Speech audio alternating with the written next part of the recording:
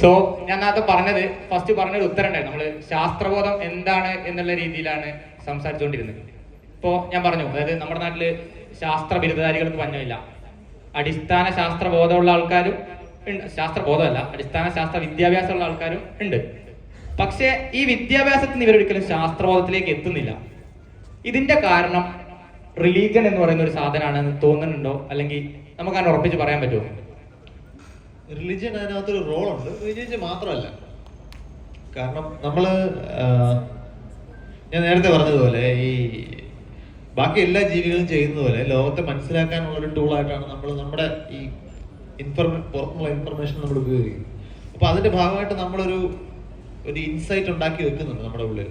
അപ്പൊ അതിന്റെ അടിസ്ഥാനത്തിലാണ് നമ്മൾ തീരുമാനങ്ങൾ എടുക്കുകയും, അതായത് നമുക്ക് കിട്ടുന്ന നമ്മുടെ സെൻസസിലൂടെ നമുക്ക് ബ്രെയിനിലേക്ക് കിട്ടുന്ന ചുറ്റുപാടുകളെ കുറിച്ചുള്ള സിഗ്നലിനെ നമ്മുടെ ഈ ഒരു ഉള്ളിലുള്ള ബോധം വെച്ചിട്ടാണ് നമ്മൾ പ്രോസസ് ചെയ്ത് നമ്മൾ അതിനോട് റിയാക്ട് ചെയ്യാം.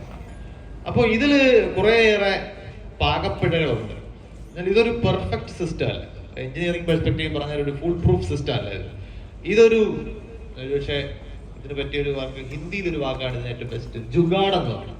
അതായത് എങ്ങനെയെങ്കിലും ഇങ്ങനെ തട്ടി കടന്നു പോവുക എന്നുള്ള കാര്യം നടക്കുക എന്നുള്ളത്. അതിനകത്ത് പെർഫെക്ഷനോ ആക്യുറസിയോ എന്നൊരു വലിയ വിഷയമല്ല. അപ്പൊ നമ്മുടെ ബ്രെയിൻ എപ്പോഴും ഈ ചുറ്റുപാട് എന്നുള്ള സിഗ്നലിനെ കണ്ടു. ഇപ്പൊ ഞാനൊരു റോഡ് ക്രോസ് ചെയ്യാൻ നിൽക്കുകയാണ്. അപ്പോൾ റോഡ് ക്രോസ് ചെയ്യുമ്പോൾ നമ്മൾ ഇടവും വലവും നോക്കിയിട്ട്, കേരളത്തിലാണെങ്കിൽ വൺ വേ ആണെങ്കിലും രണ്ട് സൈഡും നോക്കണമെന്നാണ്. അപ്പോൾ നമ്മൾ ക്രോസ് ചെയ്യാൻ നിൽക്കുമ്പോൾ നമ്മൾ എന്താണ് അടിസ്ഥാനമായിട്ട് ചെയ്യുന്നത്?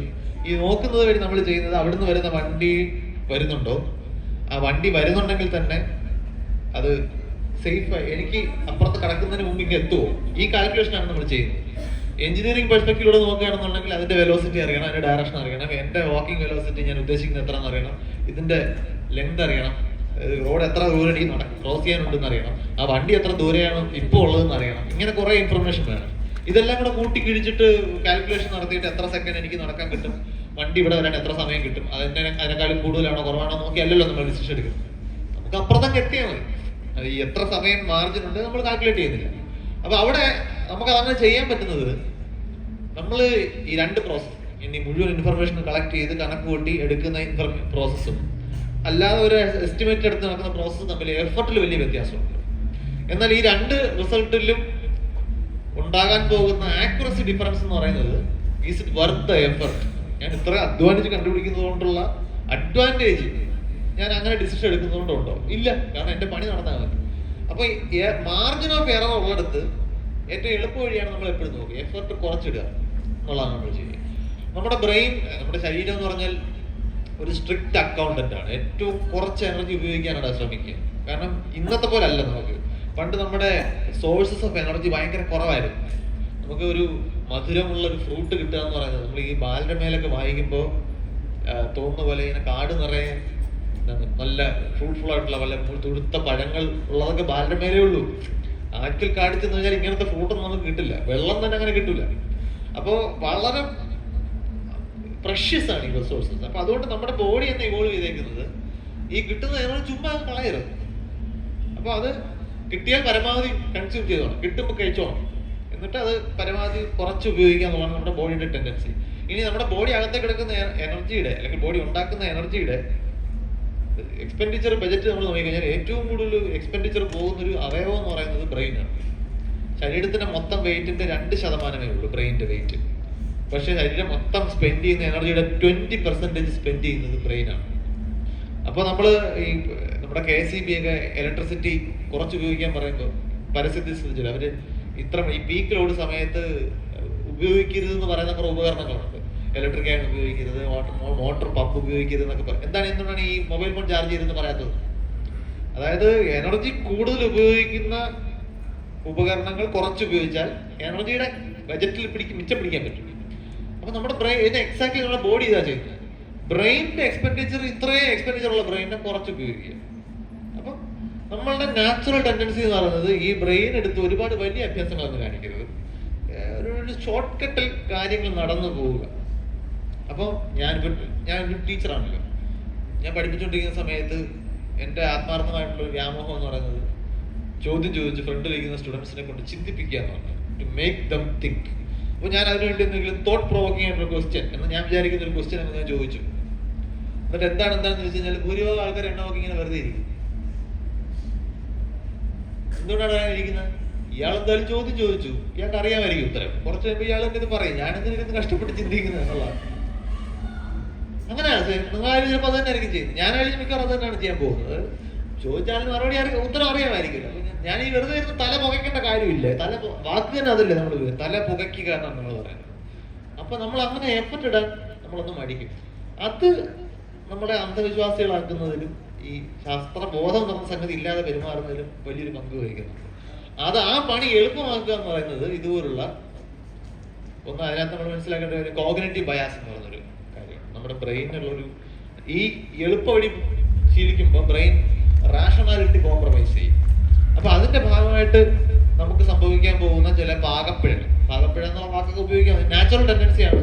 നമ്മൾ ഷോർട്ട് കട്ട് എടുക്കുന്നതിന്റെ ഭാഗമായിട്ട് റാഷണാലിറ്റി എന്നൊരു ഒരു പാറ്റേൺ ഓഫ് ഡീവിയേഷൻ ഉണ്ട്.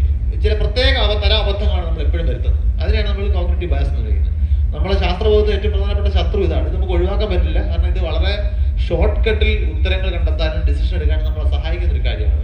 പക്ഷെ മറ്റു പല കാര്യങ്ങൾ, പ്രത്യേകിച്ച് മനുഷ്യൻ ഇന്നത്തെ മനുഷ്യന്റെ സൊസൈറ്റി എന്ന് പറയുന്നത്, നമ്മൾ ഈ സയന്റിഫിക് ടെമ്പറിനെ കുറിച്ച് ഇന്ന് കൂടുതൽ ചർച്ച ചെയ്യേണ്ടി വരുന്നതിന്റെ കാരണം നമ്മളൊരു 3000 കൊല്ലം മുമ്പാണെങ്കിൽ സയന്റിഫിക് ടെമ്പറിനെ കുറിച്ച് നമ്മൾ ചർച്ച ചെയ്യേണ്ട ആവശ്യമില്ല. കാരണം നമ്മൾ സയൻസേ ഇല്ല. അന്ന് ഇത്രത്തോളം ക്രിട്ടിക്കൽ ആയിട്ടുള്ള ഡിസിഷൻസ് ഇല്ല. അതായത് മനുഷ്യന്റെ ജീവിതം ഭയങ്കര സ്ലോ ആയിരുന്നു. നിങ്ങൾ ഇത്ര വലിയ ആലോചിച്ചിട്ടുണ്ടെന്ന് എനിക്ക് അറിഞ്ഞില്ല. നമ്മുടെ ജീവിതത്തിന്റെ സ്പീഡ് എന്റെ പ്രായത്തിനകത്ത് തന്നെ ഈ സ്പേസ് ഓഫ് ലൈഫ് എന്ന് പറയുന്നത് ഭയങ്കരമായിട്ട് കൂടി. പണ്ട് ഇപ്പൊ ഞാൻ തിരുവനന്തപുരത്ത് നിന്ന് കോഴിക്കോട് ഒരു പ്രോഗ്രാമിന് വരികയാണെന്നുണ്ടെങ്കിൽ ഞാൻ തിരുവനന്തപുരത്ത് നിന്ന് ബസ്സിൽ കയറുക അല്ലെ ട്രെയിനിൽ കയറി കഴിഞ്ഞാൽ ഇവിടെ വരുന്നത് വരെ ലോകത്തെ ഒരു പ്രശ്നങ്ങളും എന്നെ ബാധിക്കില്ല. ആ ട്രെയിനിൽ എന്തെങ്കിലും പ്രശ്നം ഉണ്ടാകുന്നതേ ഉള്ളൂ. കാരണം നോ വേ ഒരു തരത്തിലുള്ള കമ്മ്യൂണിക്കേഷനും ഇല്ല. ഇപ്പൊ അതല്ല. ഞാൻ റെയിൽവേ സ്റ്റേഷനിൽ ഇരിക്കുമ്പോഴും ട്രെയിനിൽ കയറുമ്പോഴും ട്രെയിനിൽ ഇരിക്കുന്ന ഓരോ നിമിഷവും നാട്ടിലെ മുഴുവൻ ഏണികളും എന്റെ ഫോണിൽ കൂടെ കയറി തരും. അപ്പൊ ഞാൻ ഇതെല്ലാം ഡീൽ ചെയ്തുകൊണ്ടിരിക്കണം. അപ്പൊ നമുക്ക് നമ്മുടെ ഡിസിഷൻ മേക്കിങ്ങിനുള്ള സ്പീഡ് ഭയങ്കരമായിട്ട് കൂടിയിട്ടുണ്ട്. അപ്പൊ അതിനനുസരിച്ചിട്ട് എററും കൂടും. ഭയങ്കര ക്രിട്ടിക്കൽ. അതായത് പണ്ട് ഒരിക്കലും ഒരു കാർ ഇടിക്കുന്നതിനെ കുറിച്ച് ആലോചിക്കേണ്ട കാര്യമില്ല. അങ്ങനെ അത്ര സ്പീഡിൽ വരുന്നൊരു വാഹനം ഇല്ലല്ലോ. അല്ലെങ്കിൽ അങ്ങനെ ഡീൽ ചെയ്തിട്ടൊരു കാര്യമില്ല. അപ്പൊ ഇന്ന് നമ്മൾ ഡീൽ ചെയ്യുന്ന കാര്യങ്ങളല്ലാതെ നമുക്ക് അന്ന് ഒരിക്കലും ഷോക്ക് അടിച്ച് മരിക്കുന്നതിനെ കുറിച്ചൊരു ചിന്തയില്ല. ഇലക്ട്രിക് സേഫ്റ്റി ഇല്ല, കറണ്ടേ കണ്ടുപിടിച്ചിട്ടില്ല. എന്നാലും നമുക്ക് സേഫ് ആയിട്ട് എങ്ങനെ സ്വിച്ച് കൈകാര്യം ചെയ്യാം, ഇങ്ങനെ ഇത് പഠിപ്പിക്കേണ്ട കാര്യം. അപ്പൊ അതുകൊണ്ട് ഇന്ന് നമ്മൾ ഡേ ബൈ ഡേ സയൻസിന്റെയും ടെക്നോളജിയുടെയും രൂപത്തിൽ കംപ്ലീറ്റ്ലി റീഷേപ്പ് ചെയ്തൊരു സൊസൈറ്റിയിലാണ് നമ്മൾ ജീവിക്കുന്നത്. പക്ഷെ നമ്മുടെ ബ്രെയിൻ ഇങ്ങനെയുള്ള യാതൊരു റീഷേപ്പിങ്ങും ഇല്ലാതെ കഴിഞ്ഞ 2-3 ലക്ഷം വർഷമായിട്ട് അതേപടി ഇരിപ്പുണ്ട്. അപ്പൊ നമ്മൾ ബേസിക്കലി ഒരു സ്റ്റോൺ ഏജ് ബ്രെയിനുമായിട്ടാണ് ഡിജിറ്റൽ ഏജിൽ ജീവിക്കുന്നത്. ഈ മിസ്മാച്ചാണ് പല പ്രശ്നങ്ങളിലേക്കും കൊണ്ടെത്തിക്കുന്നത്. ഇപ്പൊ ചില കാര്യങ്ങൾ മാറാൻ നിൽക്കും. ഈ പറഞ്ഞ റിലിജിയനെ കുറിച്ച് ചോദിച്ചാൽ അതിലേക്ക് വന്നു കഴിഞ്ഞാൽ റിലിജിയന്റെ പ്രശ്നം അതിങ്ങനെ മാറാതെ നിൽക്കും കുറെ വർഷമായിട്ട്. ബാക്കി ലോകം മുഴുവൻ മാറുന്നു. നിങ്ങൾ എവിടെ ഈ ബ്രെയിനിന്റെ കാര്യം പറഞ്ഞില്ല, ബ്രെയിനിന് പറ്റിയ രീതിയിലാണ് റിലിജിയൻ ഇരിക്കുന്നത്. അതും മാറുന്നില്ല, ബ്രെയിനും മാറുന്നില്ല, ചുറ്റുപാടുള്ള എല്ലാം മാറും. സ്വാഭാവികമായിട്ടും ഈ ശാസ്ത്രബോധത്തെ പുറകോട്ടടിക്കുന്നതിലുള്ള പ്രധാനപ്പെട്ട വില്ലന്മാർ 1-ാം പ്രതികളിലൊന്ന് റിലിജിയനായിട്ട് അങ്ങനെ മാറാം. സോ ഇപ്പൊ ഇത് പറയുമ്പോൾ കോഗ്നിറ്റീവ് ബയാസിനൊക്കെ പറ്റി പറയുന്നു. നമ്മൾ പെട്ടെന്ന് ഉത്തരം പറയാ, അല്ലെങ്കിൽ കുറച്ചും കൂടെ സിമ്പിൾ ആയിട്ടുള്ള രീതിയിൽ കാര്യങ്ങൾ ചെയ്യാന്നുള്ള രീതിയിലാണ്. ഇപ്പൊ ഈ സമാധി ആയ സംഭവം ശ്രദ്ധിച്ചിട്ടുണ്ടാവും. നാട്ടിൽ തന്നെ ആയിരുന്നല്ലോ, തിരുവനന്തപുരത്ത്. അപ്പോ അതിൽ ആ രണ്ടാമത്തെ മകൻ കൊടുക്കുന്ന ഒരു എക്സ്പ്ലനേഷൻ ഉണ്ട് ഈ സംഭവത്തിന്. അതായത് എന്താണ് സമാധി പുള്ളി പറയുന്ന ഒരു വേർഡ് ഉണ്ട്. എക്സാക്ട് വേർഡ്സ് എനിക്ക് ഓർമ്മയില്ല. പക്ഷെ പ്രാണൻ എവിടുന്നോ എങ്ങോട്ടോ പോയി, എന്നാൽ ശരീരം വിട്ട് പോയിട്ടില്ല എന്ന് വെച്ചാൽ ഈ കോഗ്നിറ്റീവ് ബയാസ് നമ്മൾ പറയാണ് ശാസ്ത്രബോധം ഇല്ലാത്തതിന് ഒരു കാരണമായിട്ട്. ബട്ട് പുള്ളി പറയുന്ന എക്സ്പ്ലനേഷൻ ഏതൊരു സാധാരണക്കാരനെ പറ്റി ചിന്തിക്കുമ്പോഴും ഇത് എന്ത് കോംപ്ലക്സ് ആണ് ഇയാൾ പറയുന്നത് നമുക്ക് തോന്നും. അപ്പോൾ അങ്ങനത്തെ ഒരു, അതായത് ഇത്ര കോൺഫിഡൻസിൽ മണ്ടത്തരം പറയാനുള്ള ധൈര്യം മനുഷ്യന് എവിടുന്നാ കിട്ടുന്നത്? മനുഷ്യൻ ഒരിക്കലും അണ്ടർ എസ്റ്റിമേറ്റ് ചെയ്തത്.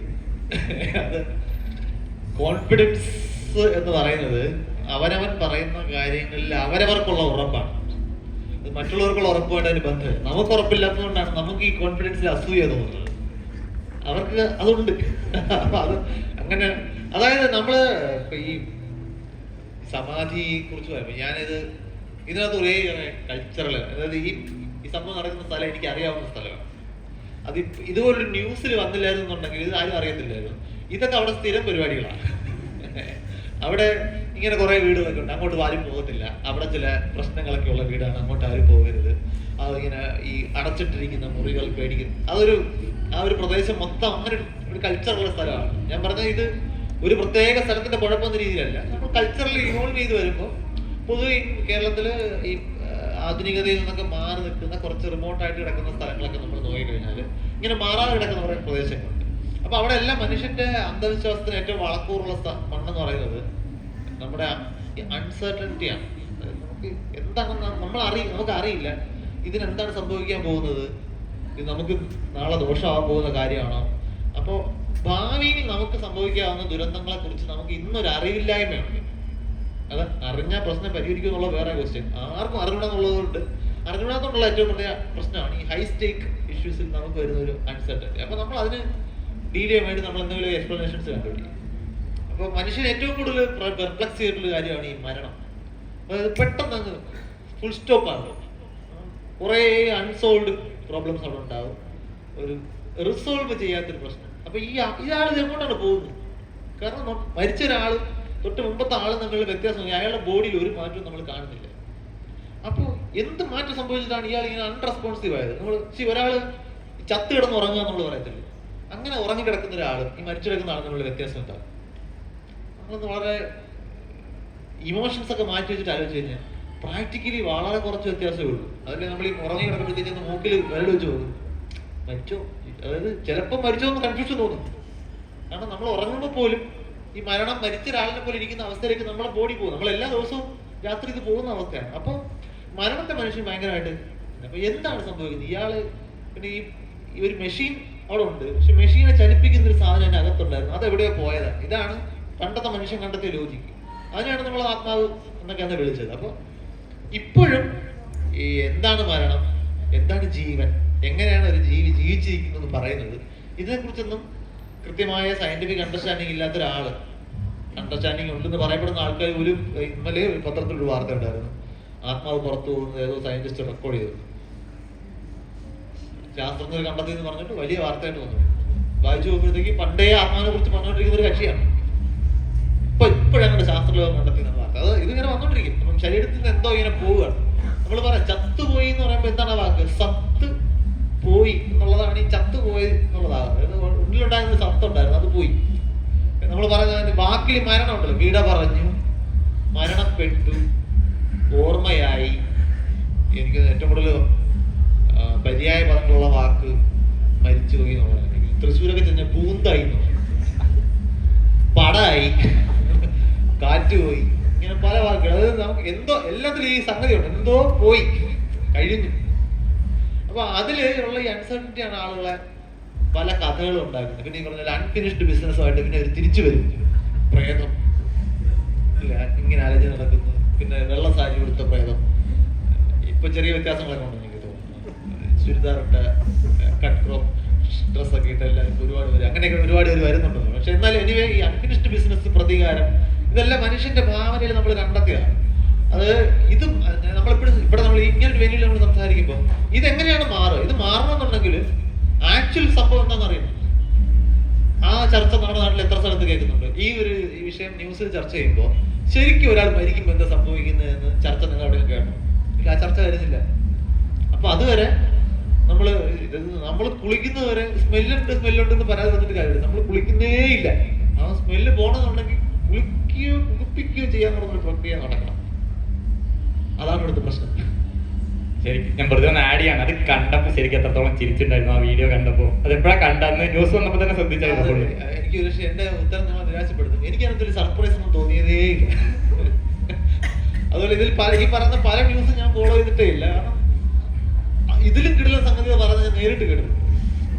അപ്പൊ അതിനകത്ത് ഇതെങ്ങനെയൊരു ആ വാർത്തക്ക് ഇത്രയും പ്രാധാന്യം കിട്ടുന്ന പ്രധാനപ്പെട്ട കാരണം എന്ന് പറഞ്ഞാല് ഈ മീഡിയ അവിടെ പോയ മീഡിയ പേഴ്സൺസിനല്ല നല്ല കിടിലം കക്ഷികളെ കിട്ടി ബൈറ്റ് എടുക്കാൻ. അവരെല്ലാം അത് കയറി അവരുടെ പാർട്ടി അവർ വളരെ വെടിപ്പായിട്ട് ചെയ്തു. അതിനിടയ്ക്ക് ഒരു ചേട്ടൻ പറഞ്ഞതാണ്, ഞാൻ ശരിക്കും ടാർപോളി പൊളിക്കാൻ വന്നതാണ്. അങ്ങനെ ഒരു ആ ഇൻസിഡന്റിൽ അങ്ങനെ ഒരു ക്യൂരിയോസിറ്റി ഉണ്ട്. അതാണ് അത്രയും വലിയ വാർത്ത. കാരണം ഈ സംഭവം എന്റെ വീടിനോട് ചേർന്ന് ഇതുപോലെ അഭിപ്രായപ്പെട്ടു. എന്റെ വീട് ഈ സ്ഥലത്തിനടുത്തല്ല, പക്ഷെ ആ പുള്ളിക്കാരുടെ റൂട്ട്സ് എന്ന് പറയുന്നത് ഈ സ്ഥലത്താണ്. അത് ഭയങ്കര ക്യൂരിയോസിറ്റി. ഇവർക്കെല്ലാം ഈ ഒരു അമ്പലം ഒരു വീക്കുന്നത്, എവിടെയെങ്കിലും ഒരു പെട്ടെന്ന് ഒരു അമ്പലമാക്കി മാറ്റുക, എന്നിട്ട് ഇതേ പരാതി അവിടെ ഉണ്ട്. എന്താണെന്നറിയാം, ആരും പ്രവർത്തിക്കാൻ വരുന്നില്ല. നമ്മുടെ കയ്യിലെടുപ്പോടെ പ്രശ്നമാണ്.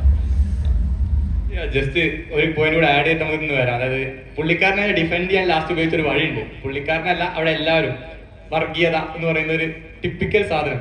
അതായത് പുള്ളി പറയുന്നതിലെ പ്രശ്നം പുള്ളി ഒരിക്കലും മനസ്സിലാക്കുന്നില്ല, അതിന്റെ നിയമവശങ്ങളെ പറ്റിയോ ഒന്നും പുള്ളി മനസ്സിലാക്കുന്നില്ല. പുള്ളി അപ്പോഴേക്ക് ഇത് ആരാണ് പൊളിപ്പിക്കാൻ നോക്കുന്നില്ല, പച്ചക്കുള്ള വർഗീയത, അത്രയും സ്ട്രെയിറ്റ് ആയിട്ട് വർഗീയത പറയുന്നത് ഞാൻ കേൾക്കുന്ന നന്നാണെന്ന് തോന്നുന്നു. ലോ ഹാങ്ങിങ് ഫ്രൂട്ട്സ് എന്ന് പറയുന്ന സംഗതിയാണ്. താഴ്ന്നു നിൽക്കുന്നതാണ് ആദ്യം നമ്മൾ പറയുക. ഇത് കൊള്ളാം, പെട്ടെന്ന് എടുത്ത് പ്രയോഗിക്കാൻ പറ്റുന്ന ഒരു ഡിഫൻസ് ആണ്, എടുത്ത് പ്രയോഗിച്ചു, നാച്ചുറൽ. സോ നമ്മൾ വീണ്ടും ടോപ്പിക്കിലേക്ക് തിരിച്ചു വരികയാണെങ്കിൽ, അതായത് പ്രൊഫസറാണ് ഇപ്പോൾ UGC. നമുക്കറിയാം നമ്മുടെ ഈ ഡിഗ്രി കോഴ്സുകളെയും എല്ലാത്തിനെയും റെഗുലേറ്റ് ചെയ്യുന്നത് UGC ആണ്. ഇപ്പോൾ UGCന്റെ അണ്ടറിൽ പുതിയ 2 വർഷമായി എന്നാണ് എൻ്റെ ഊഹം, ഇന്ത്യൻ നോളജ് സിസ്റ്റം എന്ന് പറയുന്ന ഒരു പുതിയ സംഭവം വന്നിട്ടുണ്ട്. അപ്പോൾ ഇതിനകത്ത് ഇപ്പോൾ നമ്മുടെ കോളേജ് ആണെങ്കിലും എല്ലാ കോളേജിനകത്തും ഈ ഇന്ത്യൻ നോളജ് സിസ്റ്റം വളരെ ഇപ്പം എന്താ പറയുക ഫേമസ് ആയി നിൽക്കുന്നത്. ബാക്കി എല്ലാത്തിനേക്കാളും മുന്നിൽ നിൽക്കുന്നത് ഇന്ത്യൻ നോളജ് സിസ്റ്റം ആണ്. അതിന്റെ ഭാഗമായിട്ട് വേദ മാക്സ്, യോഗ, പിന്നെ വേറെ ഒരുപാടുണ്ട്. അപ്പോൾ ഇങ്ങനത്തെ സാധനങ്ങളൊക്കെ ഇതിന്റെ ഭാഗമായിട്ട് കൊണ്ടുവന്നു. അപ്പൊ നമ്മൾ പറയുന്നത് ശാസ്ത്ര വിദ്യാഭ്യാസത്തിൽ നിന്നാണ് ശാസ്ത്രബോധം ഉണ്ടാവേണ്ടത്.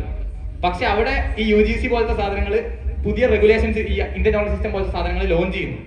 അപ്പൊ ഈ ഒരു ഇതിനെങ്ങനെയാണ് ഒരു പ്രൊഫസർ എന്നുള്ള രീതിയിൽ കാണുന്നത് UGCന്റെ പുതിയ ഇന്ത്യൻ നോളജ് സിസ്റ്റത്തിനെയും വേദ മാക്സിനെയൊക്കെ?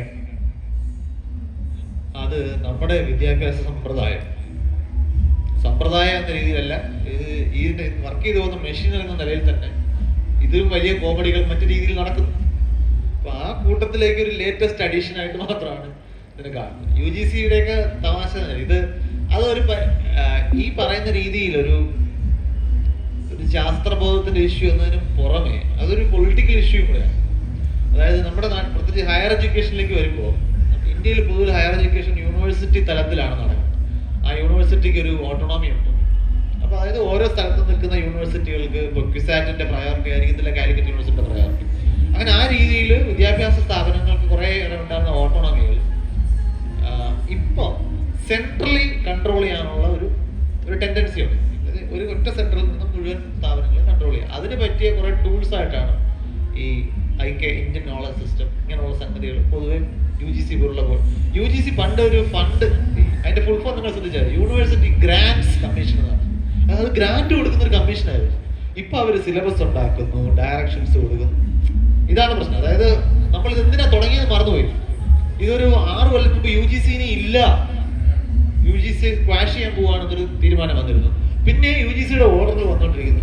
ശരിക്കും UGC മരിച്ചോ ജീവിച്ചിരിപ്പുണ്ടോ എന്ന് ചോദിച്ചു കഴിഞ്ഞാൽ UGC ഓർഡറുകളൊക്കെ വരുന്നുണ്ട്, ഗ്രാന്റ് ഒന്നും വരുന്നുമില്ല. അതാണ് ഇപ്പോഴത്തെ അവസ്ഥ. അതാണ് ഞാൻ പറഞ്ഞത്, ഒരു ശാസ്ത്രബോധത്തിന്റെ ഇഷ്യൂ മാത്രമല്ല, ശാസ്ത്രബോധം ഇല്ലാത്തത് കൊണ്ട് വളരാൻ പറ്റിയ വളക്കൂറുള്ള മണ്ണുണ്ടാകുന്നതേ ഉള്ളൂ. പക്ഷെ അത് മറ്റു ചില രീതികളിൽ കൂടി എല്ലായിടത്തേക്കും നമുക്ക് എപ്പോഴും ഒരു ഓട്ടോണമി വർക്ക് ചെയ്യണമെന്നുണ്ടെങ്കിൽ ഒരിടത്തേക്ക് നമ്മൾ സെൻട്രലൈസേഷൻ വർക്കില്ല. അതുകൊണ്ടാണ് എപ്പോഴും ഈ പ്രോഗ്രസീവ് ആയിട്ടുള്ള സ്ഥലങ്ങളിൽ എപ്പോഴും ഡീസെൻട്രലൈസേഷൻ എന്നുള്ള വാക്ക് നമ്മൾ എപ്പോഴും കേൾക്കുക. അതായത് വികേന്ദ്രീകരണം എന്നുള്ള വാക്ക്. അധികാരം ഒരു സ്ഥലത്തേക്ക് ഇങ്ങനെ സെൻട്രലൈസ് ചെയ്യിക്കുന്നതിന് പകരം മറ്റ് ചെറിയ ചെറിയ സ്ഥലങ്ങൾ, നമുക്കിപ്പോൾ ലോക്കൽ സെൽഫ് ഗവൺമെന്റ് ബോഡീസ് ഉണ്ട്. അതിന് നമ്മൾ പറയുന്നത് ഡീസെൻട്രലൈസേഷൻ ഓഫ് പവർ. നമുക്ക് പഞ്ചായത്തുകളുടേതായ ഡിസിഷൻ മേക്കിംഗ് ഉണ്ട്. അതിനെതിരെയാണ് ഇപ്പോഴത്തെ പൊളിറ്റിക്കൽ ട്രെൻഡ്. അതിന് പറ്റിയ മാർഗങ്ങളായിട്ടാണ് നോളജ് സിസ്റ്റം ഇങ്ങനെയുള്ള സംഗതി. പേരൊക്കെ വളരെ ഗംഭീര പേരുമായിരിക്കും. എന്നിട്ട് അതെല്ലാം കൂടെ ഒരു ഒറ്റ ചാനൽ. എനിക്കൊക്കെ പ്രൊമോഷൻ കിട്ടണമെങ്കിൽ ഞാൻ ഇനി മറ്റേ കാറ്റടിക്കണം, വലിച്ചൊക്കെ വിടണം. കാരണം ഇതിപ്പോ അതൊക്കെ എങ്ങനെയാണ് നോളജ് സിസ്റ്റത്തിലൊക്കെ ഉള്ള കോഴ്സസ് ഒക്കെ മസ്റ്റ് ആണ്. സോ ഇതിനോട് അനുബന്ധിച്ച് ഇപ്പൊ ഞങ്ങൾക്ക് തന്നെ ഏറ്റവും ഞങ്ങൾ കോളേജിലും ഒക്കെ ഫേമസ് ആയിട്ട് സംഭവം സയൻസ് ആൻഡ് സ്പിരിച്വാലിറ്റി ക്ലബ്ബ് എന്ന് പറയുന്നത് ഈ ഇന്ത്യൻ നോളജ് സിസ്റ്റത്തിന്റെ അണ്ടറിൽ വന്നൊരു സംഭവമാണ്. അപ്പൊ ഈ ഒരു പേര് സയൻസ് ആൻഡ് സ്പിരിച്വാലിറ്റി, ഞാൻ ആക്ച്വലി കുറച്ച് ടോക്കിലൊക്കെ ഈ സ്പിരിച്വാലിറ്റിനെ പറ്റിയൊക്കെ പറയുന്നത് കേട്ടിട്ടുണ്ട്. സ്പിരിച്വാലിറ്റി ഒരു വഴിക്ക് പോകുവാണെങ്കിൽ കുഴപ്പമില്ല, സയൻസ് ആൻഡ് സ്പിരിച്വാലിറ്റി എന്നുള്ള രീതിയിൽ ഒരു വാക്ക് കമ്പൈൻ ചെയ്യുന്നതിനെ പറ്റി എന്താ? അത് ഈ സ്പിരിച്വാലിറ്റി എന്ന് പറഞ്ഞ വാക്ക് വരുന്നത് സ്പിരിറ്റ് എന്ന് പറഞ്ഞ വാക്കാണ്. അതൊരു ശരിക്കും ക്രിസ്ത്യൻ വേർഡാണ്. സ്പിരിറ്റ് എന്ന് പറഞ്ഞാൽ ഈ നമ്മുടെ ഹോളി സ്പിരിറ്റുമായിട്ട് കണക്ട് ചെയ്യുന്ന പ്രോസസ്സാണ്. അതിനാണ് നമ്മൾ സ്പിരിച്വാലിറ്റി എന്ന് വിളിക്കുന്നത്. സയൻസ് എന്ന് പറഞ്ഞാൽ നമ്മൾ ഇപ്പൊ തൊമ്മനും മക്കളും എന്നൊക്കെ പറയുന്ന പോലെ കണ്ടാൽ എനിക്ക് തോന്നുന്നത് രണ്ട് എൻറ്റിറ്റീസ് ആണ്. ഒരുമിച്ച് കൊണ്ടുപോകണം നമുക്ക് ആഗ്രഹമുള്ളവർ ഒരുമിച്ച് നിൽക്കട്ടെ എന്ന് വിചാരിക്കുന്നു. അടിസ്ഥാനപരമായിട്ട് ലോകത്തെ മനസ്സിലാക്കാൻ നമ്മൾ മനുഷ്യൻ ശ്രമിക്കുകയും കുറെയൊക്കെ മനസ്സിലാക്കുകയും ചെയ്തതിന്റെ ഫലമാണ് നമ്മൾ ഇന്ന് അനുഭവിക്കുന്ന എല്ലാ സുഖ സംവിധാനങ്ങളും. അപ്പോൾ ആ ഒരു കൂട്ടത്തിൽ സയൻസിനേക്കാൾ പഴക്കമുണ്ട് സ്പിരിച്വാലിറ്റി. കാരണം മനുഷ്യൻ ആദ്യം കണ്ടെത്തിയ എക്സ്പ്ലനേഷൻസ് എല്ലാം ഇതുപോലെ സ്പിരിച്വൽ എക്സ്പ്ലനേഷൻസ് ആണ്. ഭരണത്തിന്റെ കാര്യത്തിലായാലും ജീവിതത്തിന്റെ കാര്യത്തിലായാലും ജീവിതത്തിന്റെ ലക്ഷ്യം എന്ത്, ഞാൻ ആരാണ്, ഇങ്ങനെയൊക്കെയുള്ള ചോദ്യങ്ങൾക്കെല്ലാം നമ്മൾ ഇത്തരം ഉത്തരങ്ങളാണ് കണ്ടെത്തിയത്. പക്ഷെ പിന്നെ സയൻസിലൂടെ നമ്മൾ ലോകത്തെ മനസ്സിലാക്കാൻ തുടങ്ങിയപ്പോൾ ഈ ഉത്തരങ്ങളെല്ലാം ഓവർ റൈഡ് ചെയ്യപ്പെട്ടു. കുറച്ചുകൂടെ ക്ലാരിറ്റിയുള്ള ഉത്തരങ്ങൾ നമുക്ക് കിട്ടിത്തുടങ്ങി. അപ്പോഴും സ്പിരിച്വാലിറ്റി പലപ്പോഴും ഈ ഒരുപാട് പേര്, ഞാനങ്ങനെ അന്ധവിശ്വാസിയൊന്നുമല്ല, പക്ഷെ ഞാൻ സ്പിരിച്വലാണ്. അപ്പൊ എന്താണ് എനിക്ക് സ്പിരിച്വൽ എന്ന് ഉദ്ദേശിക്കുന്നത്? അത് ചോദിച്ചു കഴിഞ്ഞാൽ അന്ധവിശ്വാസത്തിന്റെ പുറത്ത് പെയിന്റ് അടിച്ച് വെക്കുന്ന വേറൊരു സാധനമാണ്. അകത്തൈറ്റം ഇത് തന്നെയാണ്, പക്ഷെ വെളിയിൽ നമ്മൾ സ്പിരിച്വാലിറ്റിയുടെ പെയിന്റ് ആണ് അടിച്ചു വെച്ചേക്കുന്നത്. നമ്മളങ്ങനെ പറയും. ചില ആളുകളുടെ അത് ഞാൻ അങ്ങനെ പറയുന്നത് വളരെ പോസിറ്റീവ് ആയിട്ടൊക്കെയാണ്. കാരണം അറ്റ്ലീസ്റ്റ് ഇത് അക്നോളജ് തരാൻ അന്ധവിശ്വാസത്തിന് എന്തോ കുഴപ്പമുണ്ട്, അതുകൊണ്ടാണല്ലോ നമ്മൾ ഈ തിരിച്ചു പറയുന്നത്. അപ്പൊ അത് അക്നോളജ് കൊള്ളാം, ഒരു നല്ല പ്രോഗ്രസ് ആണ്. കുറച്ചുകൂടെ കഴിഞ്ഞാൽ ഞാൻ സ്പിരിച്വലും അല്ല എന്ന് പറയുമെന്ന് കരുതാം. ഈ ചില ആളുകൾ അതായത് മതങ്ങൾ പറയുന്ന ദൈവങ്ങളൊന്നും ശരിക്കും ഇല്ല, പക്ഷെ എന്തോ ഒരു ശക്തി ഉണ്ട്. അത് ഇതുപോലെ ഇതിങ്ങനെ ഇതിന്ന് വന്നിട്ടുണ്ട്, ശക്തിയിലെത്തി. ഇത് കുറച്ചുകൂടെ കഴിഞ്ഞാൽ ശക്തി എന്ന് വേണമെങ്കിൽ വിട്ടാൽ പ്രശ്നം പരിഹരിച്ചു, അത്രേ ഉള്ളൂ. അപ്പൊ അങ്ങനെ ആണ് ഇതിന്റെ ആളുകൾ സ്പിരിച്വൽ ആണ് എന്ന് പറയുന്നത്. പക്ഷെ അതിനകത്ത് പൊതുവിൽ ഈ അതീന്ദ്രിയം എന്നൊക്കെ തോന്നിക്കുന്ന കുറെ എക്സ്പീരിയൻസസ് ഉണ്ട് മനുഷ്യർക്ക്. അത് അതീന്ദ്രിയം തോന്നിക്കുന്നതാണ്. കാരണം ഇന്ദ്രിയം എവിടെ തീരുന്നതെന്ന് അറിയാത്തതുകൊണ്ടാണ് ഈ പ്രശ്നം. നമുക്ക് ഈ സൂപ്പർ നാച്ചുറൽ എന്ന് പറയണമെങ്കിൽ നാച്ചുറൽ എന്താണെന്ന് കൃത്യമായ ധാരണ വേണം. അതിവിടെ എത്ര പേർക്കുണ്ട്? എന്നാലും നമുക്ക് സൂപ്പർ നാച്ചുറൽ എന്ന് ക്ലെയിം ചെയ്യാതിരിക്കാൻ പറ്റില്ല. അല്ല, നാച്ചുറൽ എങ്ങനെ എത്രത്തോളം നേച്ചറിലെ ലോസ് ഓഫ് നേച്ചർ നന്നായിട്ട് അറിയാവുന്ന ഒരാളിനെ ഒരു കാര്യം സൂപ്പർ നാച്ചുറൽ ആണെന്ന് പറയാൻ പറ്റും. കാരണം അത് ഒരു നാച്ചുറൽ ലോ വയലേറ്റ് ചെയ്യുമ്പോഴാണ് അത് സൂപ്പർ നാച്ചുറൽ ആണ്. പക്ഷെ നാച്ചുറൽ ലോ മുഴുവൻ അറിയാമെങ്കിൽ ചില ആളുകൾ പറയുന്നില്ല, അത് മനുഷ്യർക്ക് അറിയാത്ത ഒരുപാട് കാര്യങ്ങൾ ലോകത്തുണ്ട്. Okay, good. നിങ്ങൾക്ക് ഇതെങ്ങനെ മനസ്സിലായി? ഈ പറയുന്ന മനുഷ്യനാണല്ലോ, നിങ്ങൾക്ക് അറിയാത്ത കാര്യങ്ങളുണ്ട് മനുഷ്യർക്ക്. നിങ്ങൾക്ക് എങ്ങനെ മനസ്സിലായി? നിങ്ങൾ മനുഷ്യനല്ലേ? ഇതെല്ലാം ഈ പൊട്ട് ന്യായങ്ങളാണ് പാസ്സാക്കി വിടുക. അതായത് ഇങ്ങനെ പറഞ്ഞതിന്റെ അർത്ഥം തർക്കത്തിന് ഞാനില്ല, പക്ഷെ ഞാൻ നീ പറയുന്നത് സമ്മതിക്കത്തില്ല, ഇതാണ് അതിന്റെ അർത്ഥം. അപ്പൊ അങ്ങനെ പാസ്സാക്കുന്നതായിട്ട് കണ്ടാൽ സ്പിരിച്വാലിറ്റി നമുക്ക് വേണം. നേരത്തെ പല പർപ്പസ് ഉണ്ട്. സ്പിരിച്വാലിറ്റി നല്ലൊരു ബിസിനസ്സാണ്. ടു ബി ഫ്രാങ്ക്, ഞാൻ ഇപ്പൊ ഇവിടെ ഇങ്ങനെ ഇരുന്ന് ഈ വിഷയം ചർച്ച ചെയ്യേണ്ടി വരുന്നതിൽ എനിക്ക് പശ്ചാത്താപമുണ്ട്. കാരണം ഞാൻ സ്പിരിച്വാലിറ്റിയിലോട്ട് തിരിഞ്ഞിരുന്നുണ്ടെങ്കിൽ അത് പക്ഷേ ലോസ്റ്റ് ഓപ്പർച്യൂണിറ്റിയാണ്. ഞാൻ ഒരുപാട് വൈകിപ്പോയി. ഞാൻ പബ്ലിക്കായിട്ട് ഇതൊക്കെ പറഞ്ഞു തുടങ്ങിയതിന് ശേഷമാണ് ആളുകളെ മാസമായിട്ട് പറ്റിക്കാൻ ഇത്ര എളുപ്പമാണെന്ന് എനിക്ക് മനസ്സിലായത്. അതുകൊണ്ട് ഞാൻ എന്റെ പശ്ചാത്താപം രേഖപ്പെടുത്താൻ കൂടി ഈ അവസരം വിനിയോഗിക്കുന്നു. അതെ, സമയം കഴിഞ്ഞിട്ടില്ല, ഇനിയുണ്ട്. എപ്പോഴെങ്കിലും ഒക്കെ ഒരു സ്വാമിയായിട്ട് നോക്കട്ടെ, നമുക്ക് മുന്നോട്ട് പോകാവുന്നതാണ്. സോ ഇപ്പൊ ഈ പറഞ്ഞു വന്നത്, ഇപ്പൊ നമ്മൾ ഈ പറയുന്ന സംഭവങ്ങളെല്ലാം ഒരു സ്റ്റേറ്റ് സ്പോൺസേർഡ് ആണ് ആക്ച്വലി. അതായത് നമ്മുടെ ഭാഷയിൽ പറഞ്ഞാൽ വേലി കാക്കേണ്ടവർ തന്നെ വിളവ് തിന്നുന്ന ഒരു അവസ്ഥയിലേക്ക് പോയി. ഇപ്പൊ നമ്മൾ കുറച്ച് മുന്നോട്ട് പോവുകയാണെങ്കിൽ, അതായത് സ്വാതന്ത്ര്യാനന്ദ കാലത്ത് ഇപ്പൊ നെഹ്റു പറയുന്ന ഒരു സംഭവമുണ്ട്, ഇന്ത്യയിലെ പട്ടിണി മാറ്റാനും എല്ലാ പ്രശ്നങ്ങൾക്കും ഒക്കെ പരിഹാരം എന്ന് പറയുന്നത് സയൻസ് മാത്രമാണ്. പരിഹാരം എന്നല്ല, ആകെയുള്ള ഒരു പരിഹാരം എന്ന് പറയുന്നത് സയൻസ് മാത്രമാണ്. അപ്പോൾ നെഹ്റുവിന്റെ വിഷയനെ പറ്റി നമുക്കറിയാം. അപ്പൊ പുള്ളിയാണ് ഇപ്പോൾ പൂനെയിൽ നമ്മൾ ഏറ്റവും വലിയ വൈറോളജി ഇൻസ്റ്റിറ്റ്യൂട്ടിന്റെ സ്റ്റാർട്ടിങ് പുള്ളിയായിരുന്നു. IASC എന്ന് പറയുന്ന ഒരു സ്ഥാപനത്തിന്റെ ഒരു ഫൗണ്ടേഷൻ കൊണ്ടുവരുന്നതിനും പുള്ളിയുടെ ഇൻഫ്ലുവൻസ് ഉണ്ട്. ഡാംസിനെ പറ്റി പറഞ്ഞതും അത്രയും സയന്റിഫിക്കലി വിഷൻ ഉണ്ടായിരുന്ന ഒരു പ്രധാനമന്ത്രിയായിരുന്നു ജവഹർലാൽ നെഹ്റു. ആ ഒരു കാലഘട്ടത്തിൽ നിന്ന് നമ്മൾ ഇത്രയും കൊല്ലം വന്ന് ഇങ്ങോട്ട് പോകുമ്പോൾ നമ്മൾ മുന്നോട്ടാണോ വന്നത് അതോ വീണ്ടും വീണ്ടും ബാക്കോട്ടാണോ പോകുന്നത്? ആൻഡ് ഇത് ഒരു പാർട്ടി അല്ലെങ്കിൽ ഒരു രാഷ്ട്രീയം അങ്ങനെയല്ല ഞാൻ ചോദ്യം ചോദിക്കുന്നത്. ഈ നേതാവ് എന്നുള്ള രീതിയിലാണ് ഞാൻ പറഞ്ഞത്. ഒരു നേതാവിന്റെ വിഷൻ എന്നുള്ള രീതിയിലാണ് ഞാൻ അഡ്രസ് ചെയ്യാൻ ആഗ്രഹിക്കുന്നത്. ഒന്ന്, ഈ നേതാവിൽ വിശ്വാസമില്ലാത്ത ഒരാളാണ് ഞാൻ. നമ്മൾ ഡെമോക്രാറ്റിക് കൺട്രിയാണ്. അപ്പൊ അതുകൊണ്ട് എനിക്ക് ഇവിടുത്തെ പീപ്പിൾ ആണ് പ്രധാനപ്പെട്ടതായിട്ട് ഞാൻ കണക്കാക്കുന്നത്. അപ്പോ രാജ്യം നന്നാക്കാനുള്ള ബാധ്യത ഏതെങ്കിലും നേതാവിന്റെ അല്ല, അതൊരു ഈ രാജ്യത്ത് ജീവിക്കുന്ന മനുഷ്യരുടെ ബാധ്യതയാണ്. നമ്മൾ രണ്ടുപേരും ഉൾപ്പെടെയുള്ള ഈ ലോകത്തെ മുഴുവൻ നാട്ടിൽ ജീവിക്കുന്ന മുഴുവൻ മനുഷ്യരുടെയും ഉത്തരവാദിത്വമാണ്. അതുകൊണ്ട് തന്നെ നമുക്ക് ഉത്തരവാദിത്വം മാറി നിന്നിട്ട് വേറൊരാളിനെ കുറ്റം പറയുന്നതിൽ അർത്ഥമില്ല. ഇന്ത്യ സ്വാതന്ത്ര്യം കിട്ടുന്ന സമയം മുതൽ ഇന്ന് വരെ മുന്നോട്ടാണോ പിന്നോട്ടാണോ വന്നത് ചോദിച്ചു കഴിഞ്ഞാൽ ഏത് കാര്യത്തിലൊന്നും അനുസരിച്ചിട്ട് ഉത്തരം മാറും. ഒരുപാട് കാര്യങ്ങൾ നമ്മൾ ഒരുപാട് മുന്നിലാണ് നിൽക്കുന്നത്. അതായത് ഈ സ്വാതന്ത്ര്യം കിട്ടി ജവഹർലാൽ നെഹ്റുവിന്റെ പേര്, ജവഹർലാൽ നെഹ്റുവിന്റെ കയ്യിൽ കിട്ടുന്ന ഇന്ത്യയും ഇന്നത്തെ ഇന്ത്യയും തമ്മിലുള്ള വ്യത്യാസം ഭയങ്കര വലിയ വ്യത്യാസമുണ്ട്. ആ വ്യത്യാസം പിന്നെ ഇതിനകത്ത് ഞാനൊരു ഒപ്റ്റിമിസ്റ്റിക്കും കൂടെയാണ്. അതായത് അതിനുശേഷം നമ്മൾ എന്തെങ്കിലും കാട്ടിക്കൂട്ടി നമ്മൾ ഉത്തരവാദിത്തമില്ല ഇങ്ങനെ ആക്കി എന്ന് ഞാൻ വിശ്വസിക്കുന്നില്ല. അതിന് പിന്നിലുള്ള കാരണം നാടൻ ഭാഷയിൽ പറഞ്ഞാൽ പൺ ഇന്റൻഡഡ് തിന്നിട്ട് എല്ലിന്റെ ഇടയിൽ കയറുക എന്ന് പറയുന്ന ഒരു പരിപാടിയാണ്.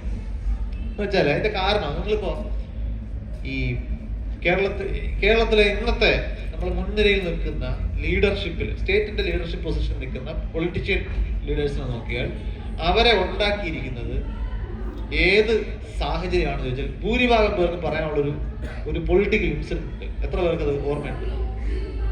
ഒരു പ്രത്യേക രാഷ്ട്രീയ സാഹചര്യമാണ് ഇന്നത്തെ എല്ലാ നേതാക്കളെയും സൃഷ്ടിച്ചിരിക്കുന്നത്. അത് അടിയന്തരാവസ്ഥയാണ്. അതിന് മുമ്പത്തെ ജനറേഷൻ രാഷ്ട്രീയ നേതാക്കൾ എടുത്തു കഴിഞ്ഞാൽ അവരെ അവരുണ്ടാക്കിയിരിക്കുന്നത് അതിന് മുമ്പത്തെ ഒരു ക്രൈസിസ് ആണ്. അത് വേറെ ഒന്നുമല്ല, ഫ്രീഡം സ്ട്രഗിളാണ്, സ്വാതന്ത്ര്യ സമരമാണ്. അപ്പൊ നമ്മൾ എപ്പോഴും ശ്രദ്ധിക്കുകയാണ്, ഇതിനകത്തൊരു ജനറേഷൻ ചേഞ്ച് വരും. വലിയ ക്രൈസിസിലൂടെ കടന്നു പോകുമ്പോഴാണ്, വലിയ ക്രൈസിസ് അളമുട്ടിയാൽ ചേരയും കടിക്കും എന്ന് പറയുന്നത്, ആ ഒരു അവസ്ഥയിൽ എത്തുന്നത് വരെ മനുഷ്യർ ബേസിക്കലി ഈ സ്റ്റാറ്റസ് കോ ഇങ്ങനെ നിർത്താൻ നോക്കാം. ഇങ്ങനെയൊക്കെ അങ്ങ് പോട്ടെ, അതായത് രാജ്യം നന്നാക്കേണ്ട കാര്യം എനിക്കില്ല, ഞാൻ എന്റെ കാര്യം മാത്രം നോക്കി. ഇതാണ് നമ്മുടെ എല്ലാവരുടെ ആറ്റിറ്റ്യൂഡ്. അത് മാറണമെന്നുണ്ടെങ്കിൽ അത്രയും വലിയൊരു സ്ട്രഗിളിൽ നമ്മൾ എത്തണം. ഇനി നമ്മൾ ഇറങ്ങാതെ രക്ഷയില്ല. ജഗൻ ഇറങ്ങണമെന്ന് തോന്നണം എല്ലാവർക്കും. അങ്ങനെ തോന്നാത്തടത്തോളം കാലം നമ്മളിങ്ങനെ നമ്മുടെ മുമ്പിൽ ഈ ഡീഗ്രഡേഷൻ നോക്കി നിൽക്കും. അത് ഡീഗ്രഡേഷൻ എന്ന് മനസ്സിലാക്കാൻ തന്നെ ഞാൻ ചില ഇടയ്ക്കിടയ്ക്ക് എന്റെ തലമുറയിലുള്ള ആൾക്കാരെ കളിയാക്കാനോ അല്ലെങ്കിൽ അവരെ പേടിപ്പിക്കുന്ന ഒരു ഡയലോഗ് ഉണ്ട്. ഒരു 30 കൊല്ലം കഴിയുമ്പോൾ നിങ്ങളെല്ലാം റിട്ടയർ ചെയ്ത് ഷെഡിൽ കയറുമ്പോൾ നിങ്ങളുടെ മക്കൾ ഇവിടെ സ്ട്രഗിൾ ചെയ്യുമായിരിക്കും. ഇവിടെ എക്കണോമി പിന്നിലാണ്, അല്ലെങ്കിൽ ജോലി സാധ്യതകളില്ല. അപ്പൊ അവർ ബാക്കിലേക്ക് നോക്കുമ്പോൾ എങ്ങനെയാണ് നമ്മുടെ നാട് ഈ അവസ്ഥയിൽ എത്തിയത് എന്ന് നോക്കുമ്പോൾ ഇതിനെ പുറകോട്ടടിച്ച തീരുമാനങ്ങൾ, ഒരു രാജ്യം എന്തായാലും നമ്മൾ എടുത്ത തീരുമാനങ്ങളെല്ലാം അവർക്ക് ചരിത്രത്തിൽ കാണും. നമുക്ക് ഈ മുമ്പോട്ട് കാണുന്നതിനേക്കാൾ എളുപ്പമാണ് ബാക്കിലേക്ക് നോക്കിയാൽ മനസ്സിലാക്കുക. അപ്പൊ അവർ പറയും, ഈ വൃത്തികളൊക്കെ ഇവിടെ നടക്കുമ്പോൾ എന്റെ തന്തയും തള്ളയും എന്ത് ചെയ്യുമായിരുന്നു? നമ്മൾ സുഖിച്ചിരിക്കുമായിരുന്നു. നമ്മൾ സോഷ്യൽ മീഡിയയിൽ മറ്റേ മയിൽപീരിയിൽ ഗുഡ് മോർണിംഗ് അയച്ചുകൊണ്ടിരിക്കുകയായിരുന്നു ആ സമയത്ത്. അപ്പൊ അവര് നമ്മളെ കുറ്റം പറയും, നിങ്ങൾക്ക് ഇതിനകത്ത് നിങ്ങൾ എന്ത് ചെയ്യുന്നത് ഈ സമയത്ത്? This is very much A feasible scenario. നമ്മൾ കരുതുന്നത് പോലെ നമ്മൾ ഈ സ്വാതന്ത്ര്യ സമരത്തെ കുറിച്ച് സ്കൂളിൽ പഠിക്കുമ്പോൾ ശ്രദ്ധിച്ചിട്ടില്ലേ, ഇന്ത്യക്കാരെല്ലാം കൂടെ ഗാന്ധിജിയുടെ പിന്നിൽ അണിനിരന്നാണ് സ്വാതന്ത്ര്യം നേടിത്തന്നത് എന്നാണ് നമ്മൾ സ്കൂളിൽ പഠിപ്പിച്ചത്. ഇന്ത്യക്കാരെല്ലാം കൂടെ ഗാന്ധിജിയുടെ പിന്നിൽ അണിനിരന്ന്, നിങ്ങളിൽ എത്ര പേര് ഒരു സ്വാതന്ത്ര്യ സമര സേനാനിയെ നേരിട്ട് കണ്ടിട്ടുണ്ട്? കാണാൻ സാധ്യത ഒരാള്. ഞാൻ കുറച്ച് കൂടുതലായിട്ടെന്താ കണ്ടത്, കാരണം നമ്മൾ പ്രായ വ്യത്യാസം കാരണം 1947 സ്വാതന്ത്ര്യ സമരത്തിൽ പങ്കെടുക്കാൻ മാത്രമുള്ള ചെറുപ്പവും ഉണ്ടായിരുന്ന ആളുകൾ എത്ര വയസ്സ് വരെ സർവൈവ് ചെയ്തിട്ടുണ്ടായിരുന്നു? 10-75 കൊല്ലം കഴിഞ്ഞല്ലോ. അപ്പൊ അന്ന് 20 വയസ്സുള്ള ആളിന് ഇപ്പൊ 95 വയസ്സുള്ള സമയം കഴിഞ്ഞു. അപ്പൊ ഇനി നിങ്ങൾക്ക് ഇന്ത്യ ഇടുന്ന ആളുകൾ കാണാനേ സാധ്യതയില്ല, ഹിസ്റ്ററി മാത്രമായിരിക്കും സ്വാതന്ത്ര്യ സമരം. ഞാൻ കുറച്ചുപേരെ കണ്ടിട്ടുള്ളൂ. അപ്പൊ എനിക്കൊരു സംശയം ഉണ്ടായിരുന്നു. സ്കൂളിൽ ഞാൻ പഠിക്കുമ്പോൾ സ്കൂളിൽ ഒരു കേശവൻ അപ്പൂപ്പൻ വരുമായിരുന്നു. ഞങ്ങളുടെ വീട്ടിൽ നാട്ടിനടുത്തുള്ള അപ്പൂപ്പൻ. അപ്പൂപ്പൻ സ്വാതന്ത്ര്യ സമര സേനാനി ആയതുകൊണ്ടാണ് എല്ലാ പല സ്ഥലങ്ങളിലും നമ്മൾ കാണാം. അപ്പൊ എനിക്കൊരു സംശയം, എന്റെ അമ്മൂമ്മയ്ക്കും കേശവനപ്പനും ഏതാണ്ട് ഒരേ പ്രായമാണ്. അപ്പൊ എന്റെ അമ്മൂമ്മയുടെ സ്വാതന്ത്ര്യ സമര അനുഭവം എങ്ങനെ ഉണ്ടായിരുന്നു? അമ്മൂമ്മ ഇതുവരെ പറഞ്ഞു കേട്ടിട്ടില്ല. ഞാനൊരു അമ്മൂമ്മയുടെ അടുത്ത് ചോദിച്ചു, അമ്മൂമ്മയുടെ ഈ സ്വാതന്ത്ര്യ സമരമൊക്കെ എങ്ങനെ ഉണ്ടായിരുന്നു? സ്വാതന്ത്ര്യ സമരം അല്ല സ്വാതന്ത്ര്യ സമരത്തെ കുറിച്ച് അമ്മൂമ്മ എങ്ങനെയാണ് മനസ്സിലാക്കിയത്? ഇവിടെ കുറെ കോൺഗ്രസ്സുകാർ കൊടിയൊക്കെ പിടിച്ച് നടക്കുന്നുണ്ടല്ല, ഞാനൊന്നും കണ്ടെത്തില്ല. അപ്പൊ പക്ഷേ സ്കൂളിൽ അങ്ങനെയല്ല പഠിപ്പിച്ചേക്കുന്നത്. ഇന്ത്യക്കാരെല്ലാം ഒറ്റക്കെട്ടായിട്ട് ഗാന്ധിജിയുടെ പിന്നിൽ അണിനിരത്തുന്നതാണ്. അമ്മൂമ്മ ഗാന്ധിയെ കുറിച്ച് കേട്ടിട്ടുണ്ട്, ഫാദർ ഓഫ് ദിനേശൻ എന്ന് കേട്ടിട്ടുണ്ട്. അല്ലാതെ ഈ രാജഭരണം മാറി ജനാധിപത്യം വഴി വന്നപ്പോ എന്റെ അമ്മയ്ക്ക് കാര്യമായ വ്യത്യാസമൊന്നും ഫീൽ ചെയ്തില്ലെന്നാ പറഞ്ഞത്. കാരണം വില്ലേജ് ഓഫീസിൽ പോകുമ്പോൾ വില്ലേജ് ഓഫീസർ മുകളിലേക്ക് കൊടുക്കുന്നത് രാജാവിന്റെ അടുത്തോട്ടാണോ മറ്റേ മിനിസ്റ്ററിന്റെ അടുത്തോട്ടാണോ എന്നുള്ളത് നമ്മൾ അന്വേഷിക്കേണ്ട കാര്യമില്ല. അവിടെ വ്യത്യാസം വന്നിട്ടുണ്ട്, അത് നമ്മളാണ്. പ്രാക്ടിക്കൽ ലൈഫിന്റെ ലെവലിൽ ഇത്തരത്തിലുള്ള മേജർ വലിയ പൊളിറ്റിക്കൽ ഇക്കണോമിക് ഡിസിഷൻസ് ഒന്നും സാധാരണ മനുഷ്യന് ശ്രദ്ധിക്കുന്നേ ഇല്ല.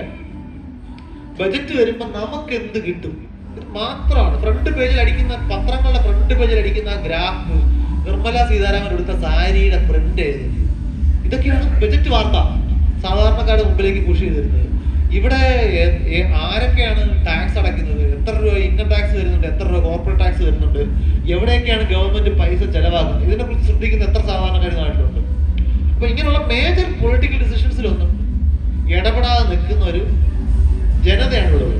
അപ്പൊ അതുകൊണ്ട് വേറെ ആരൊക്കെ ചേർന്ന് ഇതിനെ ഇങ്ങനെ കൺട്രോൾ ചെയ്യാൻ ശ്രമിക്കും. മടിയന്മാരെ കൺട്രോൾ ചെയ്യാൻ എളുപ്പമാണ്. അവരുടെ കാര്യം മാത്രമേ നോക്കുന്നു. ഇതാണ് പ്രശ്നം.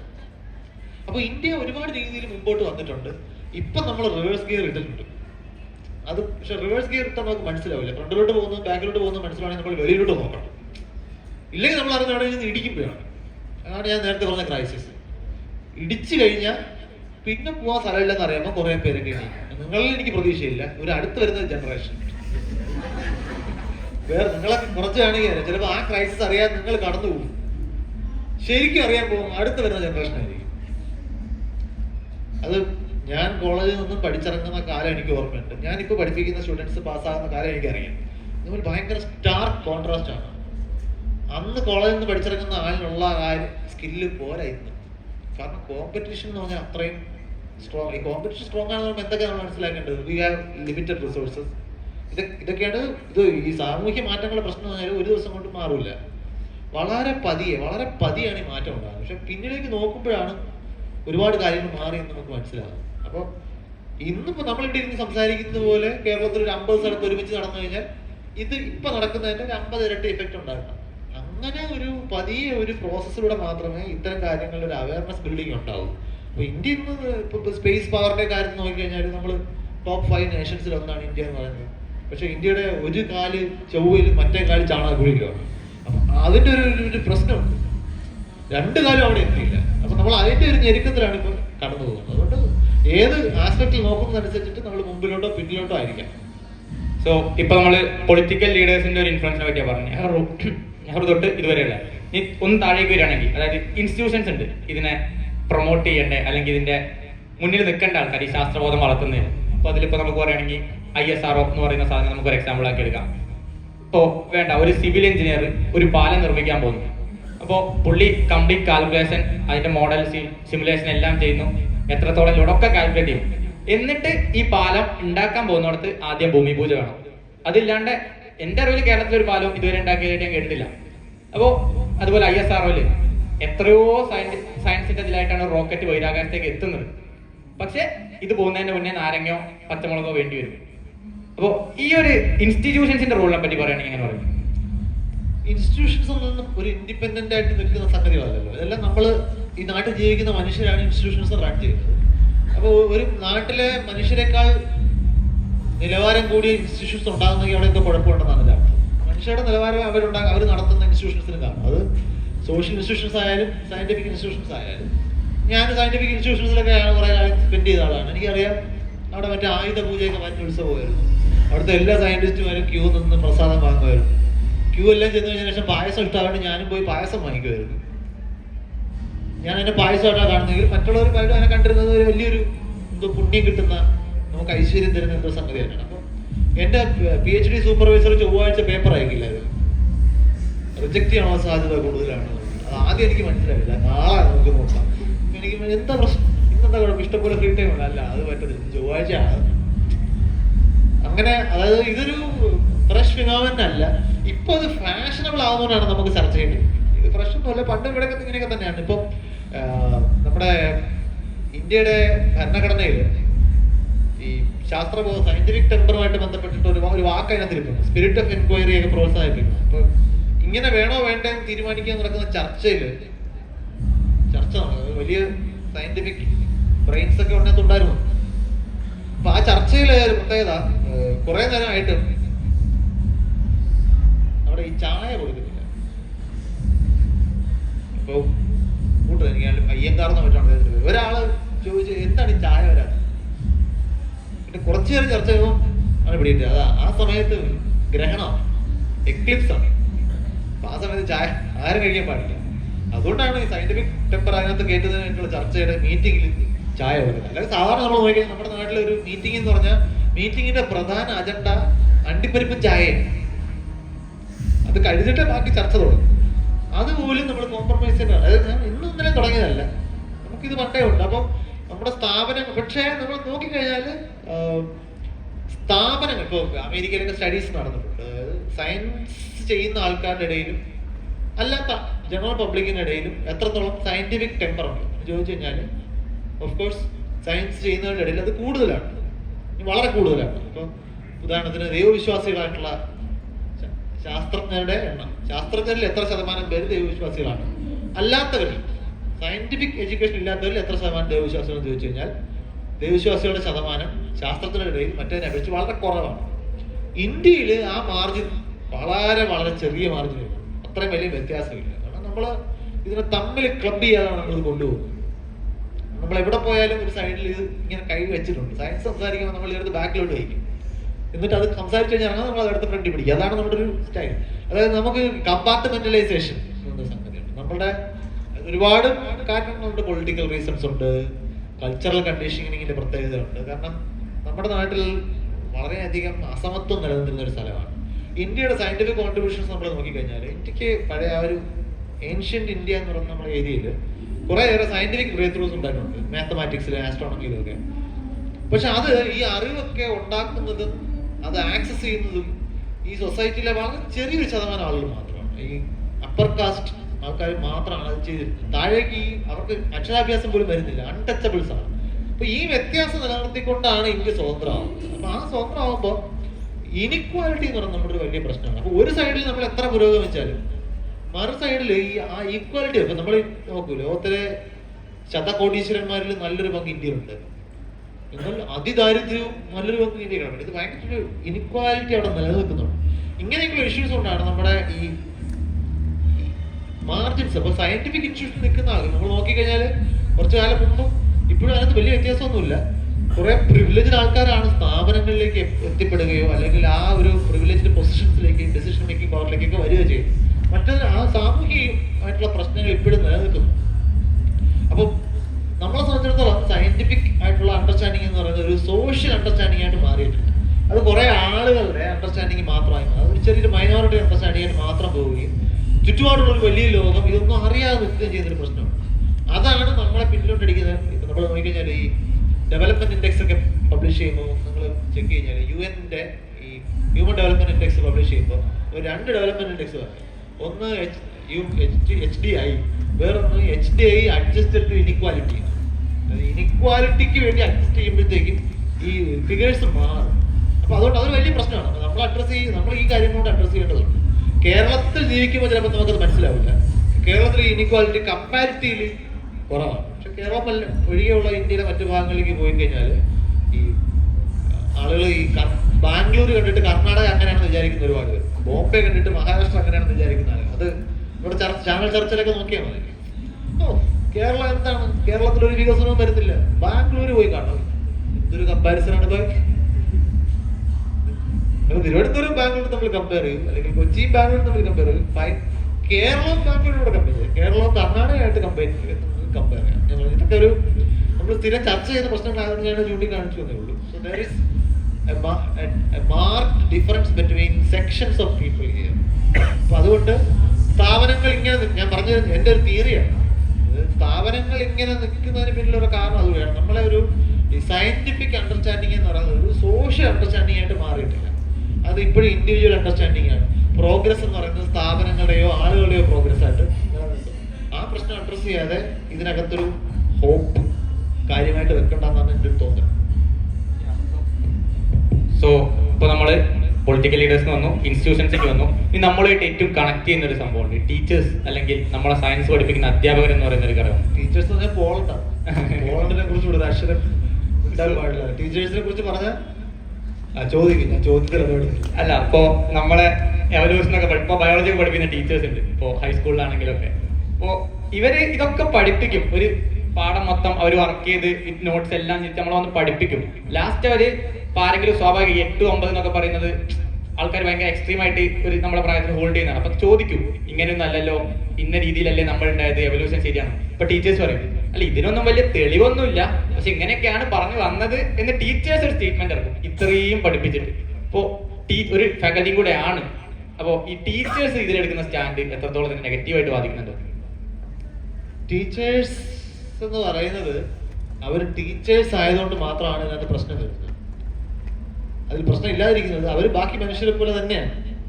ബാക്കി മനുഷ്യർക്കുള്ള സയന്റിഫിക് ടെമ്പറൊക്കെയോ ഇവിടുത്തെ ടീച്ചേഴ്സിനും ഉള്ളൂ.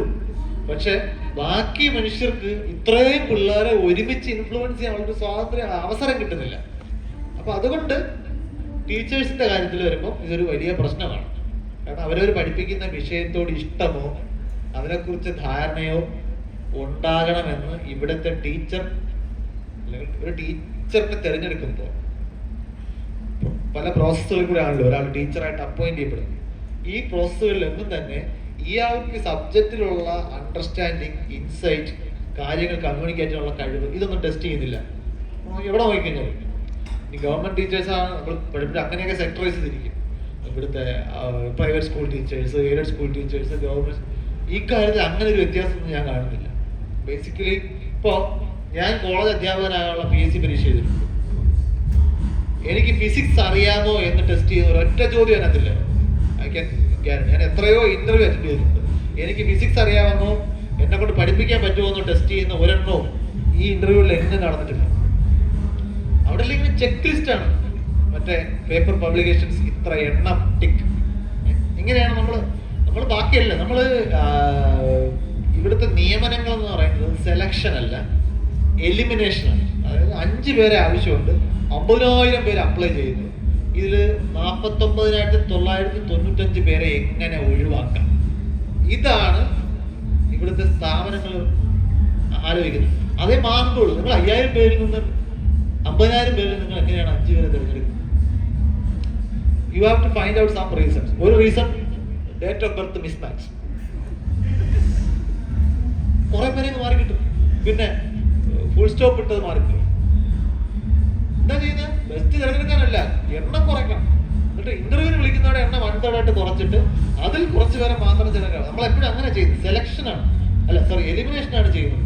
അപ്പൊ അതുകൊണ്ടാണ് നമ്മൾ ആനയുടെ ഗർഭകാലം എത്രയാണ് ചോദിക്കുന്നത്. മാത്തമാറ്റിക്സ് പഠിപ്പിക്കാൻ പോകുന്ന ടീച്ചറുകൾ PSC പരീക്ഷ അങ്ങനെ ചോദ്യങ്ങളാണ് ചോദിക്കുന്നത്.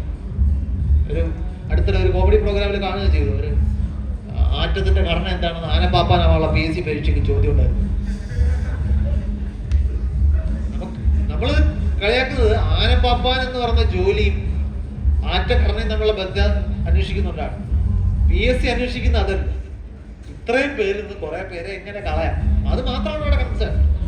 ഈ ഒരു ഇഷ്യൂ ഉള്ളതുകൊണ്ട് തന്നെ നമ്മുടെ ടീച്ചേഴ്സ് തിരഞ്ഞെടുക്കുന്നത് ടീച്ചറിന്റെ ജോലിയിലല്ല, ഏതൊരു ജോലി. ഇപ്പൊ ക്ലാർക്ക് ആവാനുള്ള യോഗ്യത നോക്കിയിട്ടാണോ നമ്മൾ ക്ലാർക്കിനെ തിരഞ്ഞെടുക്കുന്നത്? എന്താണ് ക്ലാർക്ക് ആവാൻ വേണ്ട യോഗ്യത? അങ്ങനത്തെ എഴുതുമാനെ അറിഞ്ഞാൽ മതി, മിനിമം സെൻസ് അറിഞ്ഞാൽ. അപ്പൊ അതുകൊണ്ട് കുറെ പേരെ കളയാൻ നമ്മൾ ശ്രമിക്കും. ടീച്ചറിനെ നമ്മൾ അങ്ങനെ അപ്പോയിന്റ് ചെയ്യും. ഈ ടീച്ചർ തന്നെ നമ്മൾ സ്കൂളിൽ പഠിക്കുന്ന ആലോചിച്ച് നോക്കും. നമ്മൾ എല്ലാ വിഷയവും ഒരുപോലെ പഠിച്ചത്. നമ്മൾക്ക് പഠിക്കാനുണ്ടായിരുന്ന Hindi, Malayalam, English, history, geography, physics, mathematics, ഇതെല്ലാം വേറെ വേറെ വിഷയങ്ങളാണ്. ഇത് വേറെ വേറെ രീതിയിലാണ് പഠിക്കേണ്ടത്. നമ്മൾ ഇംഗ്ലീഷ് ഗ്രാമർ പഠിച്ച അതേ രീതിയിലാണ് ഫിസിക്സും പഠിച്ചത്. അതുകൊണ്ട് എന്താ, നമുക്ക് ഇംഗ്ലീഷ് സംസാരിക്കാൻ അതുകൊണ്ട് പറ്റുന്നില്ല, ഫിസിക്സും പ്രയോഗിക്കാൻ പറ്റുന്നില്ല. ഇതൊന്നും നമ്മൾ റോട്ട് ലേൺ ചെയ്യണം. അപ്പൊ ഇതിന് ഒരു ലാംഗ്വേജ് ഉപയോഗിക്കാൻ പഠിക്കുന്നതും ലാംഗ്വേജിലെ ഗ്രാമാറ്റിക് റൂൾസ് കാണാൻ പഠിക്കുന്നതും ഒരു വലിയ വ്യത്യാസമുണ്ട്. കേരളത്തിൽ നിന്ന് പഠിച്ചിറങ്ങുന്ന, മലയാളം പഠിച്ചിറങ്ങുന്ന കുട്ടികളുടെ വൊക്കാബുലറി, ഇംഗ്ലീഷ് വൊക്കാബുലറി ഭീകര വൊക്കാബുലറിയാണ്. കാരണം അത്രയും വാക്കുകൾ അവർ സ്കൂളിൽ ടെക്സ്റ്റ് ബുക്കിൽ കാണുന്നുണ്ട്. അതിനെല്ലാം അർത്ഥം അവർക്കറിയാം. പക്ഷെ ഇതെല്ലാം കൂടെ ചേർത്ത് ഒരു സെന്റൻസ് പറഞ്ഞാൽ പറ്റത്തില്ല. കാരണം they have never been using that capability to communicate. അങ്ങനെ ഉപയോഗിച്ചിട്ടില്ല. അപ്പൊ ടീച്ചേഴ്സിലേക്ക് വരുമ്പോൾ, സയൻസ് ടീച്ചേഴ്സിലേക്ക് വരുമ്പോൾ ബാക്കി എല്ലാ മേഖലയിലും നമ്മുടെ നാട്ടിൽ നിൽക്കുന്ന അതേ പ്രശ്നം ഈ തൊഴിൽ വിഭാഗത്തിലും. അവർക്ക് ആ വിഷയത്തോട് പ്രത്യേകിച്ചൊരു കൂടുതലില്ല. അഡ്മിഷൻ കിട്ടിയ വിഷയമായിരിക്കും അവർ ഡിഗ്രിക്ക് എടുത്തേക്കും, അല്ലെങ്കിൽ പഠിക്കാൻ എളുപ്പമെന്ന് ആരെങ്കിലും പറഞ്ഞ വിഷയം, അല്ലെങ്കിൽ ജോലി സാധ്യത കൂടുതലുണ്ടെന്ന് അച്ഛനോ അമ്മയോ വിചാരിച്ച വിഷയം. ഞാൻ പറഞ്ഞു, ഇപ്പൊ ഞാൻ ടീച്ചറിന്റെ പൊസിഷനിൽ ഇരിക്കുമ്പോൾ 25 കൊല്ലം മുമ്പ് ഞാൻ കോളേജ് അഡ്മിഷൻ എടുക്കാൻ ചെല്ലുമ്പോൾ എന്റെ ചുറ്റും ഉണ്ടായിരുന്ന ആൾക്കാരുണ്ടല്ലോ, അവരൊക്കെ തന്നെയാണ് ലിറ്ററേറ്റ് ടീച്ചറായിരിക്കുന്നത്. അവരിൽ ആരൊക്കെയാണ് ആ സബ്ജക്റ്റിൽ എങ്ങനെ വന്നു? ഇപ്പൊ എന്നോടൊപ്പം കെമിസ്ട്രി പഠിപ്പിക്കുന്ന ടീച്ചർ എന്തുകൊണ്ട് കെമിസ്ട്രി എടുത്തെന്ന് ചോദിച്ചാൽ എനിക്കറിയാം. എന്തുകൊണ്ടാ? പല കാരണങ്ങളാണ്. ചില ആളുകൾ പറഞ്ഞു കെമിസ്ട്രിക്ക് നല്ല ജോബ് ഓപ്പർച്യൂണിറ്റീസ് ഉണ്ട്, നീ കെമിസ്ട്രി എടുത്തോ. അല്ല, കെമിസ്ട്രി പഠിക്കണമെന്ന് ആ ആളിന് ആഗ്രഹം ഉണ്ടാവണമെന്നില്ല. എല്ലാവരും അങ്ങനെ ആണെന്ന് പറയുന്നത് പല റീസൺസ് ഉണ്ടാകാം. ഇപ്പൊ ഞാൻ ചില കോളേജിൽ നമ്മൾ ഈ വൈവയ്ക്ക് പോകുമ്പോൾ എൻ്റെ ഒരു ചങ്ക് തകർത്തൊരു അനുഭവം. ഒരു സ്റ്റുഡൻറ്റ്, നമ്മൾ വൈവ എന്ന് പറഞ്ഞാൽ നമ്മൾ ആദ്യം ഒരു ഗ്രാജുവേറ്റ് ലെവൽ സ്റ്റുഡൻ്റ് ആണെങ്കിൽ ഗ്രാജുവേറ്റ് ലെവൽ ക്വസ്റ്റ്യൻ ചോദിക്കും. അതിന്റെ ഉത്തരം കേൾക്കുമ്പോൾ അറിയാം ഇനി ആ ലെവലിൽ നിൽക്കണോ താഴോട്ട് ഇറങ്ങണോ. അപ്പൊ ഇങ്ങനെ ഇറങ്ങും, പിടിച്ച് 8ാം ക്ലാസ് 7ാം ക്ലാസ് 4. പിന്നെ ഏറ്റവും ലാസ്റ്റ് പറഞ്ഞാൽ വീട്ടിൽ ആരൊക്കെ ഉണ്ട് മോനെ അറിയാവുന്ന എന്തെങ്കിലും. അതായത് നമുക്കുള്ള മാനുവലിൽ പറഞ്ഞിട്ടുണ്ട്, കുട്ടിയുടെ അറിവില്ലായ്മ ബോധ്യപ്പെടുത്താനല്ല ശ്രമിക്കേണ്ടത്, കുട്ടിക്ക് എന്തറിയാം അത് അയാളെ ബോധ്യപ്പെടുത്താനാണ് ശ്രമിക്കേണ്ടത്. വൈവയ്ക്ക് പോകുമ്പോൾ അപ്പൊ ഞാൻ ഇതെല്ലാം നമുക്ക് തെളിയിക്കാൻ പറ്റും. അവസാനം ഞാൻ ബോധ്യപ്പെടുത്താം അവന് വീട്ടിൽ ആരൊക്കെ ഉണ്ടെന്ന് അറിയാം. പിന്നെ അച്ഛൻ്റെ പേരൊക്കെ അറിയാം, അങ്ങനെയുള്ള കാര്യങ്ങൾ ബോധ്യപ്പെടുത്തി. അപ്പൊ ഞാൻ ചോദിച്ചു, നീ ഫിസിക്സിൽ ഇത്രയും ഡിഗ്രിയാണ് പഠിക്കുന്നത്, അപ്പോൾ സോളാർ സിസ്റ്റത്തിൽ എത്ര പ്ലാനറ്റ്സ് ഉണ്ടെന്ന് പുള്ളിക്ക് ഒരു കണക്കെടുപ്പ് നടത്തേണ്ടിയിരിക്കുന്നു, പുറത്തിറങ്ങി വന്ന് പഠിച്ച് നടത്തിയാലേ പറയാൻ പറ്റും. ഞാൻ ചോദിച്ചു, നീ ഇത്രയും ഇതിനകത്ത് താല്പര്യക്കുറവുള്ള ആളാണെങ്കിൽ പിന്നെ എന്തിനാ പറയാൻ ഫിസിക്സ് എടുത്തത്? അപ്പൊ അവരെടുത്ത് പറഞ്ഞു, സാറേ ഫിസിക്സേ കിട്ടിയുള്ളൂ. ഞാനിത് അപ്പൊ നമ്മൾ പഠിച്ച കാലത്തേക്ക് പോകുന്നു. അപ്പൊ ഇങ്ങനെ പറഞ്ഞിട്ടുണ്ട്, ഞാൻ എനിക്ക് ഫിസിക്സ് എടുക്കണമെന്ന് ഭയങ്കര ആഗ്രഹമായിരുന്നു, എനിക്കെന്ന് ഫിസിക്സ് കിട്ടിയില്ല എന്നൊക്കെ വിഷമം പറഞ്ഞ ആൾക്കാരെ ഞാൻ കണ്ടിട്ടുള്ളൂ. അപ്പൊ ഞാൻ പഠിച്ചു വെച്ചെന്ന് പറഞ്ഞാല് ഫിസിക്സ് കിട്ടിയതുകൊണ്ട് ഞാനെന്തോ ഭയങ്കര കിടലുമായി, കാരണം ഫിസിക്സ് അത്രയും പ്രസ്റ്റീജ് സബ്ജക്ട്സ് ആണ്. ഇപ്പൊ അവൻ വന്നതിന്റെ അടുത്ത് പറയുന്നത് ഫിസിക്സേ കിട്ടിയുള്ളൂ. അപ്പൊ അങ്ങനെ ഒരു മാറ്റം വന്നു. അപ്പൊ അതുകൊണ്ട് ഞാൻ ഈ കിട്ടിയോ ഉള്ളൂ എന്ന് പറയുന്ന ആൾക്കാരായിരിക്കും ഇപ്പൊ ഫിസിക്സ് പഠിക്കുന്നത്. 30 കൊല്ലം കഴിയുമ്പോൾ ഇതിൽ നിന്ന് ഒരാളായിരിക്കും ഫിസിക്സ് പഠിപ്പിക്കാൻ പോകും. കാരണം നിങ്ങൾക്ക് പഠിപ്പിക്കണമെങ്കിൽ ഈ യോഗ്യത വേണമല്ലോ, ഈ ഡിഗ്രി പാസ്സാകണമല്ലോ, അങ്ങനെ പാസ്സാവും. കാരണം എല്ലാവരും അതുപോലെ. അതുകൊണ്ട് അക്കൂട്ടത്തിൽ ഒരാൾ പാസ്സാവും, ഒരാൾ PhD ഒരാൾ നാളെ പഠിപ്പിക്കാൻ പോകും. നിങ്ങൾ ആലോചിച്ച് നോക്കൂ, എങ്ങനെയുള്ളവരായിരിക്കും നമ്മളെ പഠിപ്പിക്കുക, നമ്മൾ ഗ്യാരണ്ടി. ഇത് ഞാൻ ആളുകളെയോ ഏതെങ്കിലും ഗ്രൂപ്പിനെയോ കുറ്റം പറയുന്നതല്ല, നമ്മുടെ സാമൂഹിക സാഹചര്യങ്ങൾ ഇങ്ങനെയാണ് ടീച്ചേഴ്സിനെ വാർത്തെടുക്കുന്നത്. അപ്പൊ അതുകൊണ്ടിപ്പോ ഞാനൊരു ഡിപ്പാർട്ട്മെന്റ് ഓഫ് ഫിസിക്സ് എന്ന ലേബലുള്ള ബിൽഡിങ്ങിനകത്തിനാണ് ജോലി ചെയ്യുന്നത്. അപ്പൊ ആ സ്ഥാപനത്തിനകത്ത് ആ ഡിപ്പാർട്ട്മെന്റിനകത്ത് അങ്ങനെ ഫിസിക്സിൽ ചർച്ച ചെയ്ത് നടക്കാറില്ല. അതുപോലെ കെമിസ്ട്രി ഡിപ്പാർട്ട്മെന്റിൽ കെമിസ്ട്രിയുടെ ചർച്ചയില്ല, ഹിസ്റ്ററി ഡിപ്പാർട്ട്മെന്റിൽ ഹിസ്റ്ററിയുടെ ചർച്ചയില്ല. അതായത് അവിടെ ഇരിക്കുന്ന ആരും ആ വിഷയത്തെ അങ്ങനെ കൈകാര്യം ചെയ്യുന്നൊന്നുമില്ല. അവർ ക്ലാസ്സിൽ പോയി എൻ്റെ അടുത്തൊരു പ്രത്യേക സബ്ജക്റ്റിൽ അധ്യാപകൻ പറഞ്ഞിട്ടുണ്ട്, ഒരു ലാംഗ്വേജ് ആണ് അദ്ദേഹം പഠിപ്പിക്കുന്നത്. അദ്ദേഹം പറഞ്ഞത്, എന്റെ മുന്നേ സാറേ ഞാൻ ആ ഭാഷയിലോട്ട് സിനിമ പോലും കാണാറില്ല, പിന്നെ നമ്മുടെ കഞ്ഞി ഇതായതുകൊണ്ട് നമ്മൾ പഠിപ്പിക്കുന്നു. അദ്ദേഹത്തിന് അവിടെ പ്രത്യേകിച്ച് ധാർമ്മിക പ്രശ്നങ്ങളൊന്നും തോന്നില്ല, ഒരു സിനിമ പോലും ആ ഭാഷയിൽ കാണാറില്ല. ആ ഭാഷയിൽ ഇപ്പൊ ആരൊക്കെയാണ് സാഹിത്യം എഴുതുന്ന പ്രധാനപ്പെട്ട എഴുത്തുകാരാണെന്ന് അദ്ദേഹത്തിന് അതൊക്കെ ഇന്നലെ കാരണം സിലബസിലൊന്നും ഇല്ല. സിലബസിലെ പഴയ സാഹിത്യങ്ങളുടെ കൃതികളാണുള്ളത്, അത് മാത്രം പഠിപ്പിച്ചാൽ നമ്മൾ പിന്നെ ആ ചോദ്യങ്ങൾ എങ്ങനെ കൗണ്ടർ ചെയ്യും? സിലബസിലുള്ളത് പഠിപ്പിച്ചാൽ പോരെ. ഇങ്ങനെ നമ്മള് സയൻസിലേക്ക് വരുമ്പോഴത്തേക്കും എവല്യൂഷൻ പഠിപ്പിക്കുന്ന ടീച്ചർ പറയുന്നത് എവല്യൂഷൻ പഠിപ്പിക്കുന്ന സിലബസിലുണ്ട്, ഞാൻ അത് പഠിപ്പിക്കുന്നു. എനിക്കിതിലൊന്നും വിശ്വാസമില്ല. സൂര്യൻ ഭൂമി ഉരുണ്ടതാണോ പരന്നതാണോ എന്ന് ചോദിച്ചു കഴിഞ്ഞാൽ ഉരുണ്ടതാണെന്ന് പുസ്തകത്തിലുണ്ട്, പരന്നതാണെന്ന് ആരും ഇതുവരെ പറയുന്നില്ല. ആരെങ്കിലും പറഞ്ഞാൽ നമുക്ക് ആലോചിക്കാം. ഇനി അവര് കൂടുതലുണ്ടെങ്കിൽ ഞാൻ അത് സമ്മതിക്കും. അല്ല, ഇതിനകത്ത് എനിക്ക് നമുക്ക് ഒരു കണക്കിന് നല്ല നല്ല നിലപാടാണ്. എനിക്ക് അങ്ങനെ സ്ഥാപിത താല്പര്യങ്ങളൊന്നുമില്ല. എല്ലാവരും കൂടെ ഭൂമി പരന്നതാണെന്ന് പറഞ്ഞാൽ ഞാൻ മാറ്റി പറയും. ചിലപ്പോൾ ചില ആളുകൾ നിഷ്പക്ഷം അവർ പറയും, അല്ല അങ്ങനെയാണെങ്കിൽ നമുക്കൊരു കാര്യം ചെയ്യാം, നമുക്കൊരു മീറ്റിംഗ് കൂടി തീരുമാനിക്കാം, ഭൂമി പരന്നതുമല്ല ഉരുണ്ടിട്ടുമല്ല, ഒരു ഇഡ്ഡലി പോലെയാണ്, ഇച്ചിരി ഉരുളുണ്ട് ഇച്ചിരി പരന്നതാണ്. നമ്മുടെ സയൻസിനെ അങ്ങനെ മനസ്സിലാക്കിയൊക്കെയാണ് മുമ്പോട്ട് പോകുന്നത്. അപ്പൊ ആ പ്രശ്നം സയൻസ് എഡ്യൂക്കേഷനിൽ വരും. കുട്ടികളെ ക്വസ്റ്റ്യൻ ചോദിച്ചാൽ പേടിപ്പിക്കുന്നില്ല. ക്വസ്റ്റ്യൻ ചോദിച്ചു കഴിഞ്ഞാൽ മറുപടിയിൽ ഉണ്ടാവും, മേലാ ക്വസ്റ്റ്യൻ ചോദിക്കുന്നത്, അങ്ങനെ പറയില്ലെന്നേ ഉള്ളൂ. ക്വസ്റ്റ്യൻ ടോൺ അതായിരിക്കും. ഇതേതൊരു വിഷയത്തിലോ സയൻസിലോ മാത്രമുള്ളതല്ല, നമ്മൾ എഡ്യൂക്കേഷനെ എങ്ങനെ കാണുന്നു എന്നുള്ളതിലാണ് ആ പ്രശ്നം കിടക്കുന്നത്. നമ്മൾ സർട്ടിഫിക്കറ്റ് ഏണിംഗ് പ്രോസസ്സ് മാത്രമായിട്ടാണ് ഇപ്പോഴും അതിനെ കാണുന്നത്. അത് പക്ഷെ ഉടനെ മാറും. ഇപ്പൊ എല്ലാവരുടെയും സർട്ടിഫിക്കറ്റ് ഉള്ളപ്പോൾ സർട്ടിഫിക്കറ്റിന്റെ വില വരും, അപ്പൊ അറിയാവുന്ന കാര്യത്തിന് വില വരും. ഞാൻ അതിലൊക്കെയാണ് ഇപ്പൊ പ്രതീക്ഷ കേട്ടോ. സോ ഇപ്പോ ഇതൊക്കെ നമ്മൾ പറഞ്ഞു. ഇപ്പൊ നമ്മള് ആൾക്കാർക്ക് ശാസ്ത്രബോധം വേണ്ട കാര്യങ്ങളെ പറ്റിയൊക്കെയാണ് പറഞ്ഞത്. ഇപ്പൊ ഇനി നമ്മൾ പറയുന്നത് ശാസ്ത്രബോധം ഉണ്ട് എന്ന് വിശ്വസിക്കുന്ന ടൈപ്പ് ഓഫ് ആൾക്കാരുണ്ട്. ബാക്കിയെല്ലാം ഇപ്പൊ ഈ പറഞ്ഞ കാര്യങ്ങളൊക്കെ അവർ പെർഫെക്റ്റ് ആയിരിക്കും. പക്ഷെ ഇങ്ങനത്തെ കുറച്ച് ആൾക്കാർ സെൻസിറ്റീവ് ആയിട്ടുള്ള വിഷയങ്ങൾ വരും. ഇപ്പൊ ഉദാഹരണത്തിന് നമ്മളെ ചൂരൽ മലയിടിഞ്ഞു, അല്ലാന്നുണ്ടെങ്കിൽ റോഡപകടങ്ങളുടെ എണ്ണം കൂടുന്നു. ഇനി അതും അല്ലാന്നുണ്ടെങ്കിൽ ഒരു മൃഗം, അതായത് കടുവ, വന്യമൃഗങ്ങളുടെ ആക്രമണം വരുന്നു. ഇപ്പൊ ഇങ്ങനത്തെ ആൾക്കാർ ഇപ്പൊ ചൂരൽമലയിൽ ഉരുൾപൊട്ടൽ ഉണ്ടാവുമോ എന്ന് പറയും. നിങ്ങൾ കാട്ടിൽ വീട് വെക്കാൻ പോയത് കൊണ്ടല്ലേ, പ്രകൃതി നിങ്ങളോട് കോപിച്ചതല്ലേ, അല്ലെങ്കിൽ ഗാഡ്ഗിൽ പറഞ്ഞത് നിങ്ങൾ കേട്ടിരുന്നെങ്കിൽ നിങ്ങൾക്ക് ഈ അവസ്ഥ വരുമോ എന്നൊക്കെ. അപ്പോ ഇങ്ങനത്തെ കാര്യങ്ങളൊക്കെ ഡിഫറെന്റ് ഒപ്പീനിയൻ ഉണ്ട് എന്നുള്ളത് ഞാൻ FB പോസ്റ്റ് ഒക്കെ വായിക്കുമ്പോൾ ശ്രദ്ധിക്കാറുണ്ട്. ഇങ്ങനത്തെ അപ്പോ ഞാനത് വായിച്ചിട്ടുണ്ട്. ഇങ്ങനത്തെ ഒരു സംഭവം വരുമ്പോൾ ഞാൻ ഏറ്റവും കൂടുതൽ ആദ്യം വെയിറ്റ് ചെയ്യുന്നത് ഒരു പോസ്റ്റിന് വേണ്ടിയിട്ടാണ്, എന്താണ് ഇതിൽ ഒപ്പീനിയൻ പറയുന്നത്. അപ്പൊ ശരിക്കും ഈ ഒരു ഡിഫറൻസ്, ശാസ്ത്രബോധം ഉണ്ടെന്ന് പറയപ്പെടുകയും എന്നാൽ ഇങ്ങനത്തെ കാര്യങ്ങളിലേക്ക് വരുമ്പോൾ വളരെ സെൻസിറ്റീവ് ആയിട്ടുള്ള രീതിയിൽ ഭയങ്കര ഇമോഷണൽ ആയിട്ട് പ്രതികരിക്കുകയും ചെയ്യുന്നതിന്റെ കാരണം. അല്ല, ഈ ശാസ്ത്രബോധം എല്ലാ പ്രശ്നങ്ങൾക്കുള്ള പരിഹാരമല്ല. ശാസ്ത്രബോധം നമ്മൾ ശാസ്ത്രബോധത്തിന്റെ പ്രാധാന്യത്തെ കുറിച്ച് സംസാരിക്കുമ്പോൾ ബാക്കി എല്ലാ ബോധങ്ങളും വേണ്ടാന്നല്ലല്ലോ. അത് വേറെ ഒരുപാട് ബോധങ്ങൾ മനുഷ്യന് വേണം. നമ്മള് ഈ പരിസ്ഥിതി ദിനത്തിന് മരം നടുന്നവരാണ്, തൊട്ടടുത്ത ദിവസം വേറെ ദിനമാണ്. ഈ മരത്തിന് അന്നേ ഉള്ളൂ പ്രാധാന്യം. അടുത്ത പരിസ്ഥിതി ദിനത്തിന് ഈ കുഴിയിൽ തന്നെ ആയിരിക്കും അടുത്ത മരം വെക്കുന്നത്, കാരണം ആ മരം പോകും. പിന്നെ നമ്മൾ വരുന്ന മരം വെച്ച് നമ്മളെല്ലാ പരിസ്ഥിതി പ്രശ്നങ്ങളും പരിഹരിക്കാന്ന് വിചാരിക്കും. ഞാൻ പറഞ്ഞു വരുന്നത് ശാസ്ത്രബോധത്തോടൊപ്പം വേണ്ട കുറെ ബോധങ്ങൾ നമുക്ക് വേറെ ഉണ്ട്. നേരത്തെ പറഞ്ഞ ചരിത്രബോധം വേണം, കലാബോധം വേണ്ട ജീവിക്കാൻ. അതില്ലാതെയൊക്കെയാണെങ്കിൽ തട്ടിക്കൂട്ടി പോവാം എന്ന് പറയാം. സാമൂഹ്യ ബോധം വേണം, കാരണം ഇതൊരു ഡെമോക്രാറ്റിക് സൊസൈറ്റിയാണ്. നമ്മൾ സൊസൈറ്റി എന്ന രീതിയിലാണ് സർവൈവ് ചെയ്യുന്നത്, ഇൻഡിവിജ്വലായിട്ട് സർവൈവ് ചെയ്തില്ല. അപ്പൊ അതുകൊണ്ട് നമുക്ക് ചുറ്റും നമ്മുടെ സൊസൈറ്റി നമുക്ക് ഉണ്ടാക്കി വെച്ചേക്കുന്ന ഒരു പ്രൊട്ടക്ഷൻ ഉണ്ട്. അതിപ്പോ തോന്നൂലെങ്കിൽ അത് ഭയങ്കര വലിയ പ്രൊട്ടക്ഷനാണ്.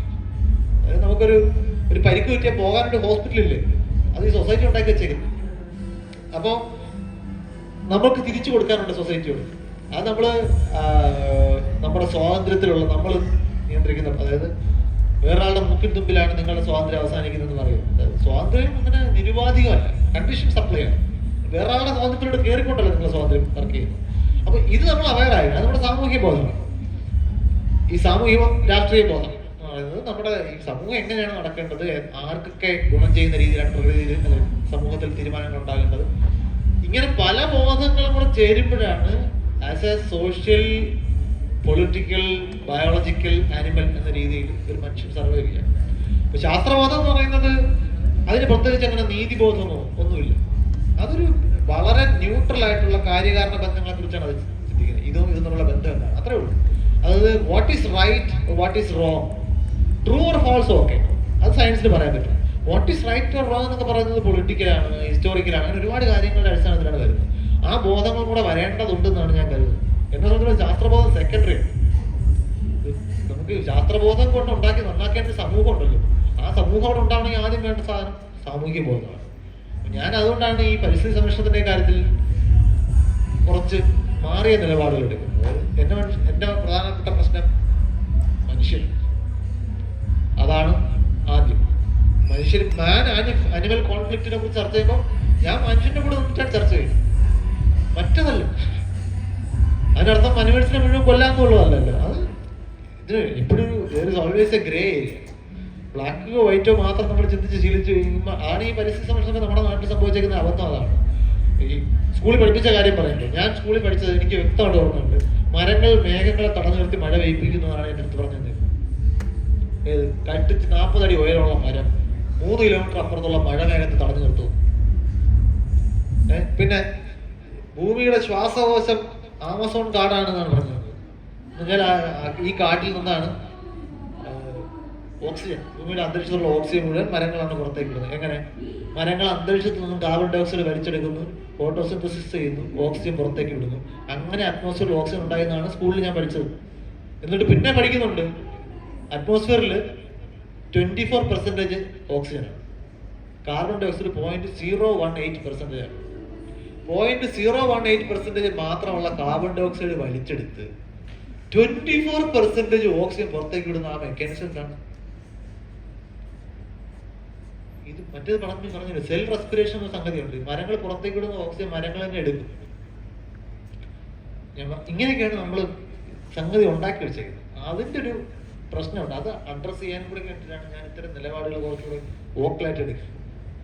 സോ ഞാൻ ഏകദേശം ഒരു ക്വസ്റ്റ്യൻ കൂടെ ചോദിച്ച് ഓഡിയൻസിലേക്ക് എനിക്ക് പോകേണ്ടതുണ്ട്. ഇപ്പോൾ ലാസ്റ്റ് ഞാൻ ചോദിക്കുന്ന ഒരു ക്വസ്റ്റ്യൻ എന്ന് പറയുന്നത്, ഇപ്പോൾ നേരത്തെ നമ്മൾ ഇന്ത്യൻ നോളജ് സിസ്റ്റം അല്ലെങ്കിൽ വേദ മാക്സ് ഒക്കെ പറഞ്ഞു, ഇതൊക്കെ ഒരു സംസ്കാരത്തിന്റെ ഭാഗമാണ്. അപ്പൊ നമുക്ക് പലപ്പോഴും സംസ്കാരം എന്ന് പറയുന്ന സാധനത്തിനോട് ഒരു ഒബ്സഷൻ ഉണ്ടായിരിക്കും. ഇപ്പൊ നമ്മൾ തെയ്യം എന്ന് പറയുന്ന ഒരു കലാരൂപം നമ്മൾ കാണാൻ പോകും, അല്ലെങ്കിൽ പൂരങ്ങൾക്ക് നമ്മൾ പോകും, ഉത്സവങ്ങൾക്ക് നമ്മൾ പോകും, അങ്ങനെ സംസ്കാരത്തിൻ്റെതായ എല്ലാത്തിലേക്കും നമ്മൾ ചെല്ലാറുണ്ട്. ഒരു പക്ഷേ നമ്മൾ ഈ പറയുന്ന എല്ലാ പ്രശ്നങ്ങളും സംസ്കാരത്തിന്റെ വേറെ വേറെ വേർഷൻസ് ആയിട്ട് ഓരോരുത്തർ ഇത് കൾച്ചർ ആണ് എന്ന് പറഞ്ഞിട്ടാണ് ഈ പല അന്ധവിശ്വാസങ്ങളും നമ്മളിപ്പോ പറഞ്ഞ സമാധി പോലത്തെ സാധനങ്ങളൊക്കെ മാറി വരുന്നത്. അപ്പൊ എവിടെയാണ് ആക്ച്വലി സംസ്കാരത്തിന്റെ ഒരു ഒരു ബൗണ്ടറി എന്ന് പറയുന്നത്? ഇപ്പൊ ഞാനൊരു ജസ്റ്റ് ഒരു പോയിന്റ് ആഡ് ചെയ്യാണ്. ഇപ്പൊ റിച്ചാർഡ് ഡോക്കിൻസ് ഒരിക്കൽ പറയുന്നുണ്ട്, അതായത് പുള്ളിക്കാരൻ ഒരു കൾച്ചറൽ ക്രിസ്ത്യനാണ്. പുള്ളിക്കാരൻ എപ്പോഴും പള്ളി പോകും, കൊയർ കേൾക്കും, അതൊക്കെ പുള്ളിക്ക് ഭയങ്കര സന്തോഷം കിട്ടുന്ന സാധനം. പക്ഷെ പുള്ളി ക്രിസ്ത്യാനാണോ അല്ല, ഒരു കൾച്ചറൽ ക്രിസ്ത്യാണ്. അപ്പൊ എവിടെയാണ് എക്സാക്ട്ലി നമ്മൾ ഈ സംസ്കാരത്തിനുള്ള സ്നേഹത്തിന് ഒരു ബൗണ്ടറി വെക്കേണ്ടത്? ഈ സ്നേഹത്തിന് ബൗണ്ടറി വെക്കേണ്ട കാര്യമില്ല. നമ്മള് സംസ്കാരം എന്ന് പറയുന്നത് ഇങ്ങനെ കാലാകാലങ്ങളായി എന്ന് ഇതുപോലെ നിന്നത് ഒന്നാണെന്ന് മനസ്സിലാക്കാതിരുന്നാൽ മതി. ഇതെല്ലാം കാലത്തും മാറിയിട്ടുണ്ട്. ഇവിടെ സതി നിർത്തലാക്കുമ്പോൾ സതി ഞങ്ങളുടെ അവകാശമാണെന്ന് പറഞ്ഞിട്ട് സ്ത്രീകൾ സമരം ചെയ്തിട്ടുണ്ട് ഇന്ത്യയിൽ. എന്റെ ഭർത്താവിന്റെ ചെരിയിൽ ഞാൻ ചാടും, ആരാണ് ചോദിക്കും? ഇത് ഈ നാട്ടിൽ നടന്നിട്ടുണ്ട്. ഇപ്പൊ സമരം ചെയ്യുമോ? ഇല്ല. എല്ലാവർക്കും സ്വർഗത്ത് പോകണം. ആദ്യം ആർക്കാ പോകണ്ടെന്ന് ചോദിച്ചാൽ കാര്യങ്ങൾ കൈവെക്കുമോ? ഇതിനകത്തുണ്ട്. നമ്മൾ ഇങ്ങനെ പലതും വേഗമായിട്ടാണ് കൊണ്ടു നടക്കുന്നത് കാര്യങ്ങൾ. അപ്പൊ കൾച്ചറൽ നമ്മളാക്കുന്നതിൽ നമ്മൾ വളരുന്ന കൾച്ചറിന് വളരെ വലിയ പ്രാധാന്യമുണ്ട്. അത് നമുക്ക് വേണ്ട, അത് നമുക്ക് ഇല്ലാതാക്കാൻ പറ്റുന്ന ഒരു കാര്യമല്ല. അപ്പൊ നമ്മൾ മനുഷ്യനെന്ന് പറയുന്ന ഒരു വലിയൊരു പ്രോസസ്സിന്റെ പ്രോഡക്റ്റാണ് ഓരോ മനുഷ്യൻ. അത് അയാൾ വളർന്ന വീടിന്റെ സാഹചര്യം, അയാൾ വളർന്ന നാടിന്റെ സാഹചര്യം, അയാൾ നടന്ന രാജ്യത്തിന്റെ പോളിസീസ്, ആ രാജ്യത്തിന്റെ ഹിസ്റ്ററി എങ്ങനെയാണ്. ഞാൻ യൂറോപ്പിൽ ജനിച്ചാൽ എൻ്റെ അച്ഛനും അമ്മയും അവിടെ എനിക്ക് ജന്മം നൽകിയാൽ ഞാൻ ഇതുപോലെ ഇരിക്കില്ല, വേറൊരാളാവുമായിരുന്നു, വേറൊരു രീതിയിൽ ചിന്തിക്കുമായിരുന്നു. അങ്ങനെയുള്ള അതെനിക്ക് നെഗറ്റീവായിട്ട് സംസാരിക്കാൻ പറ്റത്തില്ല. അപ്പൊ ആ കൾച്ചർ അവിടെ നിൽക്കുന്നു എന്നുള്ളതും കൾച്ചർ നമ്മളാക്കുന്ന പ്രധാനപ്പെട്ടതാണ്. ഞാൻ എന്തൊക്കെ ആസ്വദിക്കുന്നു എന്നുള്ളതിൽ എനിക്ക് എൻ്റെ കൾച്ചറിന് റോളുണ്ട്. എനിക്ക് ഒരു റോക്ക് മെറ്റൽ മ്യൂസിക് ചിലപ്പോൾ എനിക്ക് ആസ്വദിക്കാൻ പറ്റില്ലായിരിക്കും. ഞാൻ വേറൊരു നാട്ടിൽ ജനിച്ചാൽ ചിലപ്പോൾ തിരിച്ചോ എനിക്കൊരിക്കലും ഒരു ക്ലാസിക്കൽ കച്ചേരി കേട്ടാൽ എനിക്ക് കേട്ടിരിക്കാൻ പറ്റില്ലായിരിക്കും. വേറൊരു നാട്ടിലാണ് ഞാൻ ജനിച്ചെങ്കിൽ. ഇതുകൊണ്ട് പിന്നെ ഞാൻ കഴിക്കുന്ന ഭക്ഷണം, പട്ടിയെ കഴിക്കുന്നതിനെ കുറിച്ച് അറിയുക. നമ്മുടെ നല്ല പല ആളുകളും ഇത് നടക്കുന്നത് ഇങ്ങനെയാണ്. പട്ടിയെ കഴിക്കുന്ന ആളുകൾ നാട്ടിലുണ്ട്, ലോകത്ത് പല സ്ഥലങ്ങളിലുണ്ട്. അപ്പൊ ഇതെല്ലാം നമ്മുടെ ഫുഡിന്റെ കാര്യത്തിലായാലും നമ്മൾ ആസ്വദിക്കുന്ന മറ്റു കാര്യങ്ങളായാലും നമ്മുടെ എന്റർടൈൻമെന്റ്, എന്ത് കാര്യത്തിലാണ് നമ്മൾ ചിരിക്കുന്നത്, എന്ത് കാര്യത്തിലാണ് നമുക്ക് സങ്കടം തോന്നുന്നത്, ഇതെല്ലാം നമ്മുടെ പേഴ്സണാലിറ്റിയുടെ ഭാഗത്ത് നിന്ന് വരുന്ന പല കാര്യങ്ങളും ഇങ്ങനെ കൾച്ചറലായിട്ട് കൂടി നമുക്ക് കിട്ടുന്നതാണ്. അതിനോട് നമുക്ക് റെസ്പെക്ട് ഉണ്ടാകാം. അത് ഇപ്പൊ മറ്റൊരാൾ കൾച്ചറിന്റെ പുറത്ത് കാണിക്കുന്ന അയാൾ എന്തെങ്കിലും ഒരു കൾച്ചറൽ പ്രാക്ടീസ് നടത്തുകയാണ്, അത് അന്ധവിശ്വാസമാണെന്ന് എനിക്ക് തോന്നിയാൽ എനിക്ക് ഉപദ്രവമൊന്നുമില്ലെന്നുണ്ടെങ്കിൽ ഐ ക്യാൻ റെസ്പെക്ട് ദാറ്റ്. അതിനോട് സ്വാതന്ത്ര്യം നമ്മുടെ നാട്ടിലുണ്ട്. നമ്മൾ നിരുത്സാഹപ്പെടുത്തേണ്ടി വരുന്നത് ഒരാളുടെ ആരോഗ്യത്തെയോ അയാളുടെ വെൽബീയിങ്ങിനെയോ സൊസൈറ്റിയുടെ മൊത്തത്തിലുള്ള വെൽബീയിങ്ങിനെയോ പലവോടടിക്കുന്ന രീതിയിലേക്കുള്ള കാര്യങ്ങൾ സംസ്കാരത്തിന്റെ പുറത്ത് പാസ്സാക്കുമ്പോഴാണ് നമുക്ക് ശബ്ദം ഉയർത്തേണ്ടത്. അതുവരെ സംസ്കാരം നമ്മളൊന്നും ചെയ്യില്ല. ഇപ്പോൾ ഒരാൾ ദൈവവിശ്വാസം ആയിരിക്കുന്നുണ്ട്, എന്താ കുഴപ്പം? വിശ്വസിച്ചു, എല്ലാം എൻ്റെ നന്മകളൊക്കെ നോക്കി മാർക്കിട്ടിട്ട് ഒരു റിയാലിറ്റി ഷോ ജഡ്ജിനെ പോലെ എനിക്ക് ഗുണങ്ങളും ഒക്കെ തരുന്ന, അവിടെ ചെല്ലുമ്പോൾ എനിക്ക് സ്വർഗത്തിൽ മറ്റേ സ്യൂട്ട് റൂമൊക്കെ ബുക്ക് ചെയ്ത് തരുന്ന ഒരു ദൈവം അവിടെ ഉണ്ടെങ്കിൽ സംഭവം കൊള്ളാം, എനിക്കും കൊണ്ടായിരുന്നെങ്കിൽ കൊള്ളാമെന്ന് എനിക്കും ആഗ്രഹമുണ്ട്. ഒരാളങ്ങനെ വിശ്വസിച്ചോ. പക്ഷേ കൊച്ചിന് അസുഖം വന്നു, ഹോസ്പിറ്റലിൽ കൊണ്ടുപോകത്തില്ല, ഞാൻ പ്രാർത്ഥിച്ചോളാം എന്ന് പറഞ്ഞു കഴിഞ്ഞാൽ ആ കൊച്ചിന് എത്തു. അപ്പൊ അതിനെ റെസ്പെക്ട് ചെയ്യാൻ പറ്റത്തില്ല എന്നാണ്. അതാണ് എൻ്റെ മാർജിൻ. നമുക്ക് ഒബ്ജക്റ്റീവ്ലി നമുക്ക് കാണാം ഇത് കാരണം ഉണ്ടാകാൻ പോകുന്നത് ദോഷമാണ്. അങ്ങനെയാണെങ്കിൽ അതിനെ നിങ്ങൾ കൾച്ചർ എന്ന് പറഞ്ഞ് പിടിച്ചിരുത്തരുത്, അത് തിരുത്താൻ തയ്യാറാവുക. നിങ്ങൾ ഇന്ന് കൾച്ചർ എന്ന് പറഞ്ഞ് മുറുകെ പിടിക്കുന്നതൊന്നും എല്ലാ കാലത്തും ഇങ്ങനെ ആയിരുന്നില്ല. പണ്ട് വേറൊന്നായിരുന്നു, അത് മാറിയിട്ടുണ്ട്. ഇനിയും അതിനെ മാറാൻ അനുവദിക്കണം, അത്രേ ഉള്ളൂ. അതാണ് ആ കാര്യത്തിൽ എൻ്റെ നിലപാട്. സോ ഇനി ഒരു 15 മിനിറ്റ് ഞാൻ ഓഡിയൻസിലേക്ക്, അതായത് ഇവിടെ വന്ന പലരും ഞാൻ ദൈവത്തെ പറ്റിയും അല്ലെങ്കിൽ നിരീശ്വരവാദത്തെ പറ്റിയൊക്കെ ചോദിക്കുന്ന പ്രതീക്ഷിച്ച ആൾക്കാരായിരിക്കും. ഞാൻ അങ്ങനത്തെ ക്വസ്റ്റ്യൻസ് ഒരു പരിധി വരെ അഡ്രസ് ചെയ്തിട്ടില്ല. അപ്പോൾ നിങ്ങൾക്കുള്ള സമയമാണ്, ആർക്ക് വേണമെങ്കിലും ചോദിക്കാവുന്നതാണ്.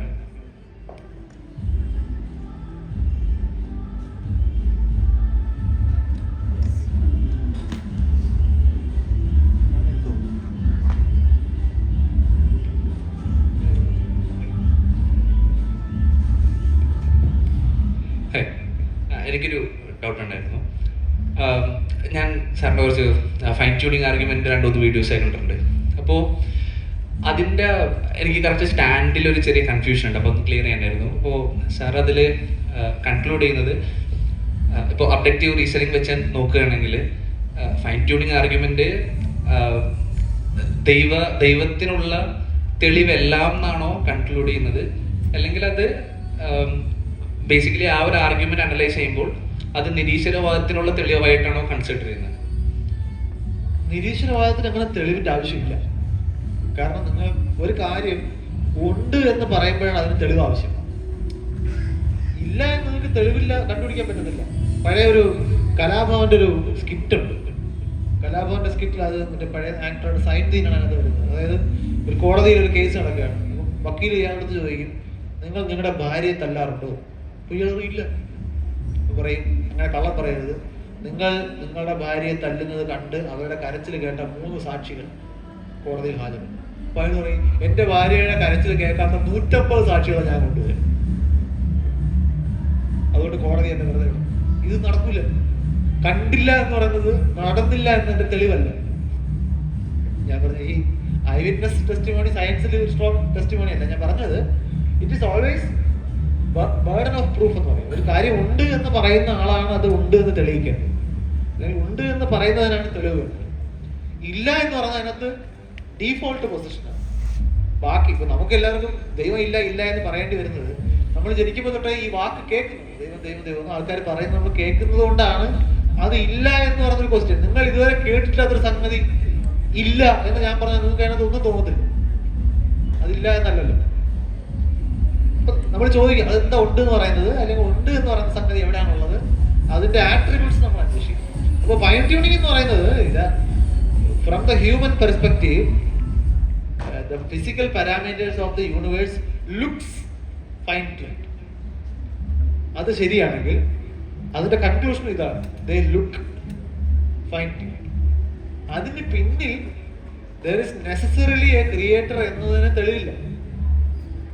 ഒന്ന് അതിനൊരു നീഡ് പോലും ഇല്ല. ബാക്കിയൊക്കെ നമ്മുടെ കൾച്ചറൽ അല്ലെങ്കിൽ ഇമോഷണൽ നീഡ് വേറെ. അതുകൊണ്ട് അതിനൊരു എന്താണ് രണ്ട് രീതിയിൽ രണ്ട് ഡിലമയാണ് പ്രസന്റ് ചെയ്തത്. എന്തായിരുന്നു അത്? ഞാൻ ചോദിച്ചത് നമ്മ ആ ഒരു ആർഗ്യുമെന്റിനെ ലൈക്ക് അത് ദൈവത്തിന്റെ തെളിവായിട്ട് കാണിക്കാൻ പറ്റില്ല എന്നാണ് നമ്മൾ റെപ്രസെന്റ് ചെയ്തത്. അതാണ് മറ്റതിനുള്ള തെളിവായിട്ട് അതിനെ വിളിക്കാൻ പറ്റില്ല. ദൈവത്തിന് തെളിവാണെങ്കിൽ അതിന് വേറെ തെളിവാണ്. Extra ordinary claim needs extra ordinary evidence. അത് മറ്റത് നിരീശ്വരവാദത്തിന് തെളിവിന്റെ ആവശ്യമില്ല. നിരീശ്വരവാദം എന്ന് പറയുന്ന സംഗതി തന്നെ ആദ്യം ഉണ്ടാവില്ല.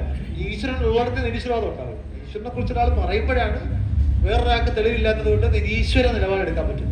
അല്ലെങ്കിൽ ഇപ്പൊ എനിക്ക് എന്തെങ്കിലും രീതിയിൽ കാക്രമൂക്ര ഇല്ല എന്നൊരു നിലപാടെടുക്കാൻ പറ്റുമോ? എന്താണ് കാക്രമൂക്ര എന്ന് പറയണം. വേറൊരാൾ ഇതിനെ കുറിച്ച് പറയുമ്പോഴേ എനിക്കിതില്ല ഉണ്ടെന്ന് പറഞ്ഞ് തെളിവ് ചോദിക്കുക, ഇല്ലാത്തതുകൊണ്ട് ഞാൻ ഉണ്ടെന്ന് വിശ്വസിക്കുന്നില്ല എന്ന് പറയാം. അപ്പൊ അത് ബേസിക്കലി എത്തീസ്റ്റ് നിലപാടെന്ന് പറയുന്നത് ഈശ്വരൻ ഇല്ല എന്ന് വിശ്വസിക്കലല്ല, ഈശ്വരൻ ഉണ്ട് എന്ന് വിശ്വസിക്കാതിരിക്കില്ല. ഇത് തമ്മിൽ വ്യത്യാസമുണ്ട്. പറയുമ്പോൾ ഒരു പൊന്നി ഉണ്ട് എന്ന് വിശ്വസിക്കാതിരിക്കുന്നതും ഇല്ല എന്ന് വിശ്വസിക്കുന്നതും വേറെ വേറെ കാര്യങ്ങളാണ്.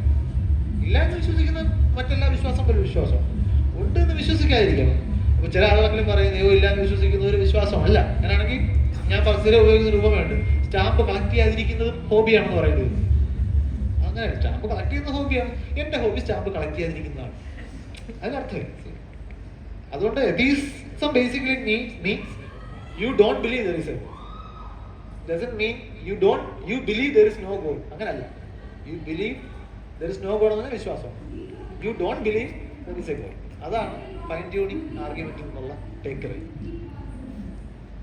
Thank you. സോ അടുത്ത ചോദ്യം ആരെങ്കിലും ഫ്രണ്ടിലേക്ക് വരണം.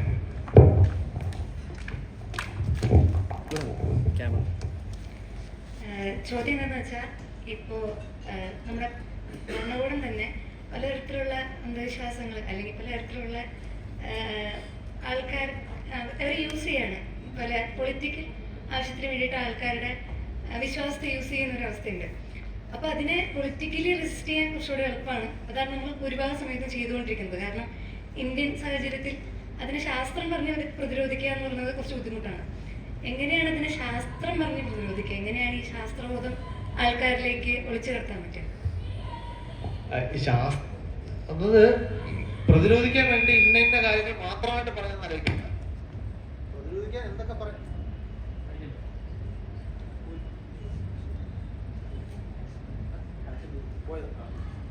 ഞാനിങ്ങനെ പറഞ്ഞ കേട്ടോ. പ്രതിരോധിക്കാൻ വേണ്ടി എന്താണ് പറയേണ്ടതെന്ന് എന്തൊക്കെ പറയാമോ അതെല്ലാം പറയാം. അത് പൊളിറ്റിക്കലായിട്ട് മാത്രം ചെയ്തിട്ടും കാര്യമില്ല, സയൻസ് മാത്രം പറഞ്ഞിട്ടും കാര്യമില്ല. പറയാൻ പറ്റുന്നതൊക്കെ പറയുക എന്നുള്ളത്. സയൻസിനെ പറഞ്ഞുകൊണ്ടേയിരിക്കുക, just establish, just demonstrate that it works. അത് പബ്ലിക് ട്രസ്റ്റ് ഏൺ ചെയ്യാന്ന് പറയുന്ന പ്രോസസ്. അത് അതിന്റെ ഉത്തരവാദിത്തം ആണെന്ന് വെച്ച് കഴിഞ്ഞാൽ അങ്ങനെ ആർക്കും പ്രത്യേകിച്ച് ഉത്തരവാദിത്തം. If you are convinced then it is your responsibility. നമ്മൾ ആ റെസ്പോൺസിബിലിറ്റി ചെയ്യുന്നുണ്ടോ ഇല്ലേ നമുക്ക് തരാം. നമുക്ക് വേറെ ഒരുപാട് പ്രശ്നങ്ങൾ നമുക്ക് കൈകാര്യം ചെയ്യാനുണ്ടാവും.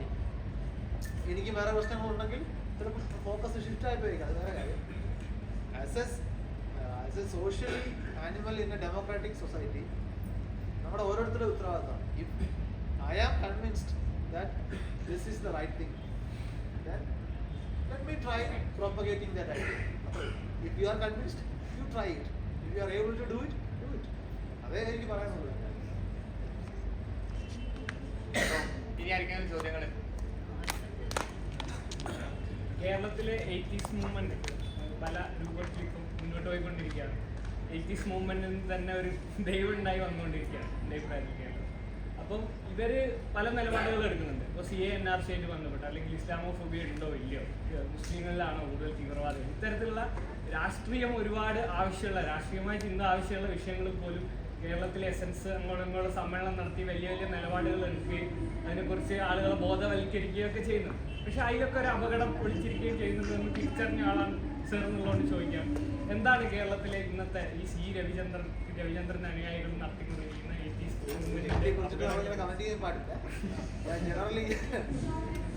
ജനറൽ സ്റ്റേറ്റ്മെന്റ് എന്ന് പറഞ്ഞു കഴിഞ്ഞാൽ ഞാൻ നേരത്തെ ഇവിടെ ഈ ഡയസിൽ ഞാൻ ഒരിക്കൽ പറഞ്ഞ വാചകം, ഞാൻ ആദ്യം സോഷ്യലാണ്, പിന്നെയാണ് ഞാൻ സയന്റിഫിക് ആയത്. കാരണം എനിക്ക് നിൽക്കാനുള്ള സൊസൈറ്റിയിലാണ് സയൻസ് പഠിക്കാനുള്ള സാഹചര്യം എനിക്ക് ഉണ്ടായത്. അല്ലാന്നുണ്ടെങ്കിൽ ചിലപ്പോൾ ഞാൻ ഇപ്പോൾ നെഹ്റുവിന് കിട്ടിയ ഇന്ത്യ ഞാൻ പറഞ്ഞത്, ആ സമയത്ത് ജനിച്ചൊരു യുവാവിന് എനിക്കുള്ള പ്രിവിലേജസ് കാണില്ല, ഇത്തരം കാര്യങ്ങൾ പഠിക്കാനുള്ള ഓപ്ഷൻസ് ഉണ്ടായിക്കോണമെന്നില്ല. അപ്പോൾ അതുകൊണ്ട് ഞാൻ ആദ്യം കാണുന്നത് ഒരു സോഷ്യൽ പൊളിറ്റിക്കൽ ആസ്പെക്റ്റാണ്, പിന്നെയാണ് അതിൻ്റെ സയൻസ്. അതെല്ലാവരും അങ്ങനെ കാണുന്നില്ല. നേരത്തെ പറഞ്ഞ അതായത് ഒരു വലിയൊരു പൊളിറ്റിക്കൽ ക്രൈസിസ് നമ്മുടെ നാട്ടിൽ കണ്ടിട്ടില്ല. എൻ്റെ നിലനിൽപ്പ് അല്ലെങ്കിൽ എൻ്റെ വരും തലമുറയുടെ നിലനിൽപ്പ് പോലും ഭീഷണിയിലാകും എന്ന രീതിയിൽ ഒരു വേൾഡ് വാറോ ഒരു വലിയൊരു എമർജൻസി ഒരു വലിയ എന്തെങ്കിലും ഒരു സിറ്റുവേഷനോ ഉണ്ടാകാത്തിടത്തോളം കാലം ആളുകൾ ഇങ്ങനെ പതിയെ പാസ്സായി പോകുന്നില്ല. അപ്പം പ്രശ്നം എന്ന് പറഞ്ഞാൽ ഇതിൻ്റെ പ്രാധാന്യം മനസ്സിലാകുന്നില്ല. Why you need to have a political awareness എന്ന ചോദ്യത്തിന് ഉത്തരം അവർക്ക് ക്ലാരിറ്റി ഉണ്ടാവില്ല. അപ്പോൾ അവരിതിനെ അത് സെക്കൻഡറി ആയിട്ട് കണ്ടിട്ട് ഇതിൻ്റെ ഫാക്ച്വൽ സൈഡ് മാത്രമായി കാണുന്നത്. ഫാക്ച്വൽ സൈഡ് മാത്രം കണ്ടുകഴിഞ്ഞാൽ പിന്നെ ഇന്റർപ്രിട്ടേഷൻ വലിയ പ്രശ്നമാണ്. ഇപ്പോൾ നമുക്ക് എത്ര ഫാക്ട്സ് അങ്ങനെ മിസ്ഇന്റർപ്രിറ്റ് ചെയ്യാം. ഉദാഹരണത്തിന് വേൾഡ് റണ്ണിങ് റെക്കോർഡ്സ് നോക്കും, എന്നിട്ട് വിമൻ റണ്ണിങ് കോമ്പറ്റീഷനിലെ ടോപ്പ് സ്പീഡും മെൻ റണ്ണിങ് കോമ്പറ്റീഷനിലെ ടോപ്പ് സ്പീഡും ഇല്ല. ഏതായിരിക്കും കൂടുതൽ സ്പീഡ്? മെന്നാണ് കൂടുതൽ. വെയിറ്റ് ലിഫ്റ്റിംഗ് നോക്കും, മെന്നാണ് കൂടുതൽ. ഇത് ഇന്റർപ്രറ്റ് ചെയ്യുകയാണ്, പുരുഷന്മാർക്കാണ് ശക്തി കൂടുതൽ. അപ്പോൾ പുരുഷന്മാർ സ്ത്രീകളെ സംരക്ഷിക്കും, സ്ത്രീകളെ അവരനുസരിക്കും. ഇങ്ങനെ വായിക്കാമല്ലോ. ഈ വായന വരുന്നത് എന്തുകൊണ്ടാണ്? പൊളിറ്റിക്കൽ അവയർനെസ് ഇല്ലാത്തതാണ്. കോൺസ്റ്റിറ്റ്യൂഷനകത്ത് സിറ്റിസൺ എന്നേ പറയുന്നത്, മെയിൽ സിറ്റിസണും ഫീമെയിൽ സിറ്റിസണും വേറെ വേറെ പറയുന്നത്. അതിൻ്റെ അർത്ഥം it doesn't distinguish male from female or even non binaries. അങ്ങനെ ചിന്തിക്കുന്നില്ല. ഇതൊരു പൊളിറ്റിക്കൽ അവയർനെസ്. ഇതില്ലെങ്കിൽ മറ്റേ ഇന്റർപ്രിട്ടേഷൻസ് ഒക്കെ വരും.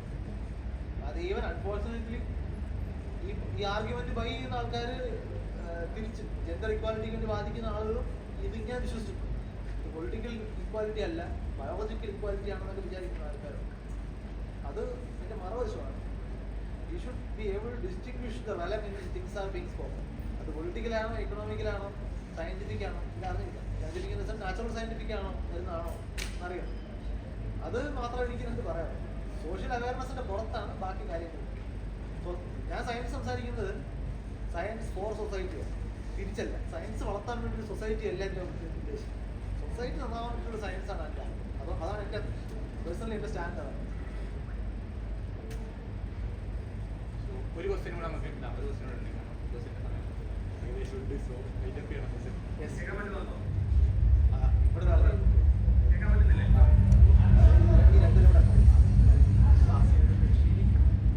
ഇതിപ്പോൾ നമ്മൾ ടച്ച് ചെയ്യാതെ പോയൊരു കാര്യം മാധ്യമങ്ങളെ പറ്റിയാണ്. നമ്മളിപ്പോൾ സമാധിയാവുന്ന ശാസ്ത്രം എന്നാണല്ലോ നമ്മൾ പറഞ്ഞത്. നമ്മളിപ്പോൾ പറയുകയാണെങ്കിൽ ഇപ്പോൾ മാധ്യമം എന്ന് പറയുമ്പോൾ സോഷ്യൽ മീഡിയ ഞാൻ മാറ്റി നിർത്തുകയാണ്. സോഷ്യൽ മീഡിയയാണ് നമുക്കിപ്പോൾ ഒരു പ്രതീക്ഷയുള്ളത്. മാധ്യമ സ്ഥാപനങ്ങളെ പറ്റി നമ്മൾ പറയുകയാണെങ്കിൽ ഇപ്പോൾ നമ്മളിപ്പോൾ ഒരു റോക്കറ്റ് ലോഞ്ച് ചെയ്തു, അതിൻ്റെ സക്സസിനെ പറ്റി നമ്മൾ പറയുമ്പോൾ ഒരു ഫുൾ പേജ് വാർത്ത എടുത്തു കഴിഞ്ഞാൽ ഒരു ചെറിയൊരു ഭാഗത്ത് അതിൻ്റെ ഒരു റിലീജിയസ് ആയിട്ടുള്ള കാര്യം കൂടി പ്രൊപ്പഗേറ്റ് ചെയ്ത് നിർത്താണ്. ഇപ്പോഴത്തെ സാഹചര്യത്തിൽ മാധ്യമ സ്ഥാപനങ്ങൾക്കും ഇങ്ങനത്തെ കാര്യങ്ങൾ പ്രൊപ്പഗേറ്റ് ചെയ്യാൻ പങ്കില്ലേ? മാധ്യമങ്ങൾക്ക് എല്ലാ കാലത്തും ഉണ്ടായിരുന്ന പോലെ തന്നെയാണ് ഇപ്പോഴും ഉള്ളത്.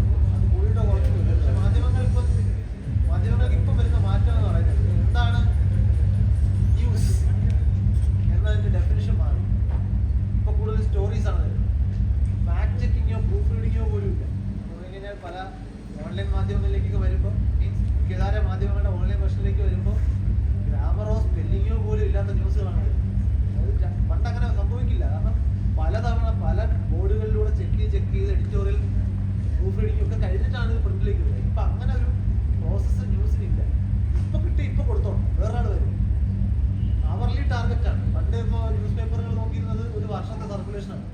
അപ്പൊ അങ്ങനെയല്ല, ഈ അവറിൽ ഏത് സൈറ്റിലാണ് കൂടുതൽ ആൾക്കാർ പോയതാണ്. അപ്പൊ അതിന്റെ അർത്ഥം വാർത്ത അറിയേണ്ട ആവശ്യം നമ്മുടേതല്ല, നമ്മൾ വാർത്ത വായിക്കേണ്ട ആവശ്യം അവരുടേതാണ്. ഈ ഒരു ഷിഫ്റ്റ് നമ്മൾ കാണുന്നത്.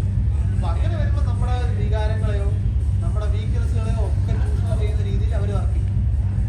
അതിന് സോഷ്യൽ മീഡിയ പ്രതീക്ഷ ഉണ്ടെന്ന് പറഞ്ഞതിനകത്ത് ഞാൻ യോജിക്കുന്നു. സോഷ്യൽ മീഡിയ തന്നെ പ്രതീക്ഷ ഒക്കെ ചെയ്യും. ഇപ്പൊ നമ്മളിപ്പോ ക്ലബ് ഹൗസ് പോലത്തെ 2 വർഷം നമ്മൾ ക്ലബ് ഹൗസ് ഒക്കെ കണ്ടു.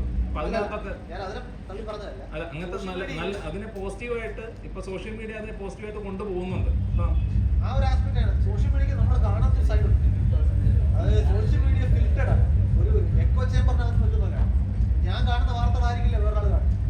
അപ്പൊ നമ്മൾ കാണുന്നതിന് സോഷ്യൽ മീഡിയയിൽ നമ്മൾ കാണുന്ന പോസിറ്റിവിറ്റി കണ്ടിട്ട് സോഷ്യൽ മീഡിയ മുഴുവൻ പോസിറ്റിവിറ്റി ആണെന്ന് വിചാരിക്കുന്നത്. അതിന്റെ പല മടങ്ങ് നെഗറ്റിവിറ്റി വേറെ സൈഡ് റൺ ചെയ്യുന്നുണ്ട്. Just we are not exposed. അതുകൊണ്ടാണ് സോഷ്യൽ മീഡിയയിൽ പ്രതീക്ഷ വെക്കുന്നത് ഞാൻ പറഞ്ഞത്. അത് ഇതുപോലെ പ്രശ്നമാണ്. ഓരോരുത്തരുടെയും താല്പര്യത്തിന് ടൈലർഡ് ആയിട്ടുള്ള സംഗതികളാണ്. ഈ മുഖ്യധാരാ മാധ്യമങ്ങളെ നമുക്ക് ഇങ്ങനെ വിമർശിക്കാൻ പറ്റുന്നതിന്റെ കാരണം മുഖ്യധാരാ മാധ്യമങ്ങൾ ബ്ലാങ്കറ്റാണ്, എല്ലാവരെയും ഒരുമിച്ചാണ് കൊടുക്കുന്നത്. അപ്പൊ നമുക്ക് കാണാം ഇതൊക്കെ അവിടെ പോകുന്നുണ്ട്. സോഷ്യൽ മീഡിയയിൽ വരുന്നത്, എന്റെ ന്യൂസ് ഫീഡിൽ വരുന്നത്, എന്റെ വാട്സാപ്പ് ഗ്രൂപ്പിൽ വരുന്നത്, എന്റെ വരുന്ന മാത്രമേ എനിക്ക് കാണാൻ പറ്റുള്ളൂ. വേറെ ആളുകൾ പോകുന്നതാണെന്ന് എനിക്ക് അറിയാൻ വയ്യ. അത് ഇതിലും വലിയ സൈലന്റ് അപകടം ഉണ്ടാക്കുന്ന ഏരിയ. അപ്പൊ അതുകൊണ്ട് ഇതൊരു സൊസൈറ്റി എന്ന രീതിയിൽ വലിയൊരു അവയർനെസ് ബിൽഡിംഗ് ഉണ്ടാവേണ്ട ഒരു ഏരിയയാണ്. വാർത്ത നമ്മൾ അറിയണം എന്നുള്ളത് നമ്മുടെ ആവശ്യം എന്നുള്ള അപ്പുറം നമ്മൾ വാർത്ത വായിക്കണം എന്നുള്ളത് വാർത്ത ഉണ്ടാക്കും. ഞാൻ ആ വാർത്ത ഉപയോഗിക്കുക, വാർത്ത ഉണ്ടാക്കുന്നത്. കാരണം ഇത്രയും വാർത്ത ഒരു സമൂഹത്തിൽ ഉണ്ടാവില്ല. വാർത്ത എന്ന് പറഞ്ഞാൽ ആന അല്ല പട്ടി മനുഷ്യനെ കടിക്കുമ്പോൾ വാർത്തയല്ല, മനുഷ്യൻ പട്ടിയെ കടിക്കുമ്പോഴേ വാർത്തയാവുന്നത്. അതായത് കൂടുതൽ സാധാരണമായി നടക്കാത്ത കാര്യങ്ങളാണ് വാർത്താ പ്രാധാന്യം നേടുന്നത്.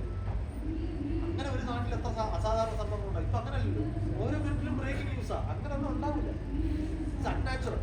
അപ്പം നമ്മൾ ആ ട്രാപ്പിൽ വീഴാതിരിക്കുക. ന്യൂസ് ഇത്രയേ ഉള്ളൂ എന്നുള്ള അവയർനെസ് ഉണ്ടാകുക എന്നുള്ളത് ഇതിനകത്ത് പറയുന്നത്. അതിനപ്പുറത്തേക്ക് അതിനകത്ത് എന്ത് ചെയ്യണമെന്നോ പറയുന്നോ ഒരു ഇൻഫർമേഷനോ ക്ലാരിറ്റി ഇല്ലാതില്ല. ഒരു ക്വസ്റ്റ്യൻ സാർ ഇതിനെപ്പറ്റി ഓൾറെഡി പലവട്ടം പറഞ്ഞിട്ടുണ്ട്. അതിന് സമാനമായിട്ടുള്ള കാര്യങ്ങൾ. അപ്പം എൻ്റെ ചോദ്യം വെച്ചാൽ ശാസ്ത്ര പഠനവും ശാസ്ത്ര അവബോധവുമായിട്ട് ബന്ധപ്പെട്ട ഒരു ചോദ്യം. ഇപ്പോൾ ഒരു ശാസ്ത്ര വിദ്യാർത്ഥി എന്ന നിലയ്ക്ക് നമ്മൾ ചെറുപ്പം തൊട്ടേ പല കാര്യങ്ങളും പഠിക്കുന്നുണ്ട്. അപ്പോൾ ഒരു യഥാർത്ഥ ശാസ്ത്ര വിദ്യാർത്ഥി അല്ലെങ്കിൽ ഒരു ഐഡിയൽ ശാസ്ത്ര വിദ്യാർത്ഥി എന്ന് നമുക്കൊരു നിർവചനം കൊണ്ടുവരണമെങ്കിൽ പലപ്പോഴും നമ്മൾ ആ പഠിക്കുന്ന എല്ലാ കാര്യങ്ങളെയും പൂർണ്ണമായിട്ടും ഒരു സ്കെപ്റ്റിസിസത്തിൻ്റെ പോയിന്റ് ഓഫ് വ്യൂവിലൂടെ കണ്ട് ഓരോ കാര്യങ്ങളെ അനലൈസ് ചെയ്ത് അല്ലെങ്കിൽ പ്രൂഫ് ഉണ്ടെങ്കിൽ എല്ലാ പ്രൂഫും നോക്കി പൂർണ്ണമായിട്ടും പഠിച്ചെടുത്താലേ ഒരു യഥാർത്ഥ ശാസ്ത്ര വിദ്യാർത്ഥി ഉണ്ടാകത്തുള്ളൂ. അല്ലെങ്കിൽ നമ്മൾ ഈ ഇതിൻ്റെ ഷിയർ എമൗണ്ട് നോക്കും. ഇപ്പം ഭൗതികശാസ്ത്രം തന്നെ എടുക്കുകയാണെങ്കിൽ ഭൗതികശാസ്ത്രത്തിൻ്റെ ഷിയർ എമൗണ്ട് അത് വളരെ കൂടുതലാണ്. അപ്പം വളരെ കൂടുതലാണ് ചിലപ്പോൾ ഒരു മനുഷ്യൻ്റെ പോയിന്റ് ഓഫ് വ്യൂവിൽ ചിലപ്പോൾ കൂടുതലായിരിക്കും. അപ്പോൾ അത്രയും കാര്യങ്ങൾ പഠിക്കുമ്പോൾ പലപ്പോഴും നമ്മൾ പലതും ബ്ലൈൻഡായിട്ട് വിശ്വസിക്കേണ്ടി വരുന്നുണ്ട് എന്നൊരു തോന്നലുണ്ടായിട്ടുണ്ട്. അപ്പോൾ അത് യഥാർത്ഥത്തിൽ ശാസ്ത്രബോധത്തിലെ ഒരു ശാസ്ത്ര വിദ്യാർത്ഥിയെ ശാസ്ത്രബോധത്തിൽ നിന്നും അകറ്റുകയാണോ, അല്ല അത് പലപ്പോഴും നമ്മളത് അക്സെപ്റ്റ് ചെയ്യേണ്ട ആവശ്യമുണ്ടോ? കാരണം പലപ്പോഴും നോക്കുമ്പോൾ നമ്മൾ ആ എക്സിസ്റ്റിംഗ് നോളജിനെ പലതിനെയും അതേപോലെ അക്സെപ്റ്റ് ചെയ്തിട്ടാണ് അതിൻ്റെ പുറത്ത് പുതിയൊരു നോളജ് ഉണ്ടാക്കുന്നത്. അപ്പോൾ ആ നോളജിനെ അക്സെപ്റ്റ് ചെയ്യുമ്പോൾ അതിൻ്റെ ശരി എത്രമാത്രം ഉണ്ട്, അല്ലെങ്കിൽ അത് എത്രമാത്രം നമ്മുടെ ഒരു സ്കെപ്റ്റിക് പോയിന്റ് ഓഫ് വ്യൂവിലൂടെ കണ്ട് മനസ്സിലാക്കിയിട്ട് അതിലേക്ക് വന്നാൽ മാത്രമേ യഥാർത്ഥ ഒരു ശാസ്ത്ര വിദ്യാർത്ഥി ജനിക്കുകയുള്ളൂ, അതോ അത് ശാസ്ത്ര വിദ്യാഭ്യാസം തന്നെയാണോ? അതായത് അതിനകത്ത് സ്കെപ്റ്റിക് പോയിന്റ് ഓഫ് വ്യൂ എന്ന് പൊതു സയൻസിൽ നമ്മൾ ഉദ്ദേശിക്കുന്നത്, ഇപ്പോൾ നമ്മൾ ടെക്സ്റ്റ് ബുക്കിൽ പഠിക്കുന്ന കാര്യങ്ങളിലും നമ്മളങ്ങനെ പൂർണ്ണമായിട്ട് വിശ്വസിക്കരുത്. എല്ലാം നമ്മൾ പലതവണ ഡബിൾ ചെക്ക് ചെയ്തിട്ട് എടുക്കണം. അങ്ങനെ ഐഡിയയിൽ പറയാൻ വരും. അത് പ്രായോഗികമല്ല ഒരിക്കലും. അവിടെ നമുക്ക് ചെയ്യാവുന്നൊരു കാര്യം എന്ന് പറയുന്നത് just leave that option open. നാളെ ഒരു പക്ഷേ ഇത് ക്വസ്റ്റ്യൻ ചെയ്യുന്നൊരു സിറ്റുവേഷൻ വന്നു കഴിഞ്ഞാൽ ഗിവ് ഇറ്റ് അറ്റൻഷൻ. അത് ശരിയാ, അങ്ങനെ വേറൊരാൾ പറയാണ് ഇത് തെറ്റാണ്. അപ്പം നമ്മളത് ശ്രദ്ധിക്കുക. അങ്ങനെ ഒരു ആർഗ്യുമെന്റ് വരുന്നത് വരെ നമുക്ക് അതിനകത്തൊരു എന്താണ് ട്രസ്റ്റ് ഇല്ലാതിരിക്കേണ്ട ആവശ്യമില്ല. നമ്മൾ ടെക്സ്റ്റ് ബുക്കിലേക്ക് കാര്യം എത്തുക എന്ന് പറയുന്നത് എളുപ്പമല്ല. പലതവണ സ്ക്രീൻ ചെയ്താണ് എത്തുക. തെറ്റ് വരാൻ പറ്റില്ല എന്നല്ല, അവിടെ തെറ്റ് വരാം. പക്ഷെ നമ്മൾ എപ്പോഴും സയൻസ് പഠിക്കുന്നത് ഒരു ഓഗ്മെന്റ് ചെയ്താണ് പഠിക്കുക. നമുക്ക് ഓൾറെഡി എക്സിസ്റ്റിംഗ് നോളജിലേക്ക് ചേർത്താണ് അടുത്ത് വെക്കുക. അപ്പൊ അങ്ങനെ വെക്കുമ്പോൾ നമുക്ക് ഓൾറെഡി അറിയാവുന്ന കാര്യമായിട്ട് കോൺട്രഡിക്ഷൻ ഉണ്ടെങ്കിൽ ഓഫ് കോഴ്സ് ഒന്നുകിൽ അറിയാവുന്ന കാര്യത്തിൽ കുഴപ്പമുണ്ട്, അല്ലെങ്കിൽ ഇപ്പൊ കേൾക്കുന്ന കാര്യത്തിൽ കുഴപ്പമുണ്ട്. അത് ചെക്ക് ചെയ്യുക. കോൺട്രഡിക്ഷൻ ഇല്ല, ഒരു ഒറ്റ ഫ്രെയിംവർക്കിലേക്ക് പോവുകയാണെന്നുണ്ടെങ്കിൽ it is safe, you take it in. ചിലപ്പോൾ അതൊരു പക്ഷേ ഒരു പാരഡൈം ഷിഫ്റ്റ് എന്നൊക്കെ പറയുന്ന പോലെ ഈ മുഴുവൻ ഫ്രെയിംവർക്കിനകത്ത് കുഴപ്പമുണ്ട് എന്നുള്ളൊരു ആർഗ്യുമെന്റ് പിന്നെ എടുത്ത് കേട്ടാൽ ആ ആർഗ്യുമെന്റിനെ പരിശോധിക്കുക. ആ ആർഗ്യുമെന്റിന് പോയിന്റ് ഉണ്ട് എന്ന് തോന്നിക്കഴിഞ്ഞാൽ അറിവിനെ പരിശോധിക്കുക. ഇതാണ് അതിനകത്ത് പ്രാക്ടിക്കലായിട്ട് നമുക്ക് ചെയ്യാൻ പറ്റുന്ന കാര്യം. അപ്പോൾ സ്കെപ്റ്റിസിസം എന്ന് ഉദ്ദേശിക്കുന്നത് ലാക്ക് ഓഫ് ട്രസ്റ്റ് അല്ല. സ്കെപ്റ്റിസിസം എന്ന് പറയുന്നത് ആ റൂം ഓപ്പൺ ചെയ്ത് ഒരു ക്വസ്റ്റ്യൻ ഉണ്ടെങ്കിൽ അത് വരാനുള്ള റൂം ഓപ്പൺ ചെയ്ത് കൊടുക്കുക. ആ ക്വസ്റ്റ്യനെ നെഗറ്റീവ് അങ്ങനെ ആ ക്വസ്റ്റ്യനോട് ചോദിക്കരുത് എന്നും ചിന്തിക്കരുത്. ആ ക്വസ്റ്റ്യൻ ഓപ്പൺ ചെയ്തിട്ട് കൊടുക്കുക. അത് മാത്രമേ നമുക്ക് ചെയ്യാൻ പറ്റൂ. അല്ലാതെ നമുക്ക് ഫിസിക്സ് എന്നല്ല ഒരു വിഷയത്തിന്റെ സബ് ഫീൽഡിലേക്ക് പോയാൽ പോലും ദ വോളിയം ഓഫ് നോളജ് എന്ന് പറയുന്നത് അല്ലെങ്കിൽ ഇൻഫർമേഷൻ എന്ന് പറയുന്നത് ഒരാൾക്ക് ആക്സസിബിളേ അല്ല. ഷുവർ, അതൊരിക്കലും പ്രായോഗികമല്ല. അപ്പൊ ഇത് മാത്രമേ പറ്റൂ. നമുക്ക് എത്ര കോൺഫിഡൻസ് ഉള്ള അറിവാണെങ്കിൽ പോലും just leave it A chance. അത് തെറ്റാനുള്ള സാധ്യതയും കൂടെ അവിടെ ഉണ്ട് എന്ന് മനസ്സിൽ ഒരു സൈഡിലേക്ക് ആ ധാരണ വെച്ചേക്കും. അത്രേ ഉള്ളൂ. അത് വിശ്വസിക്കാതിരിക്കണം തന്നെ.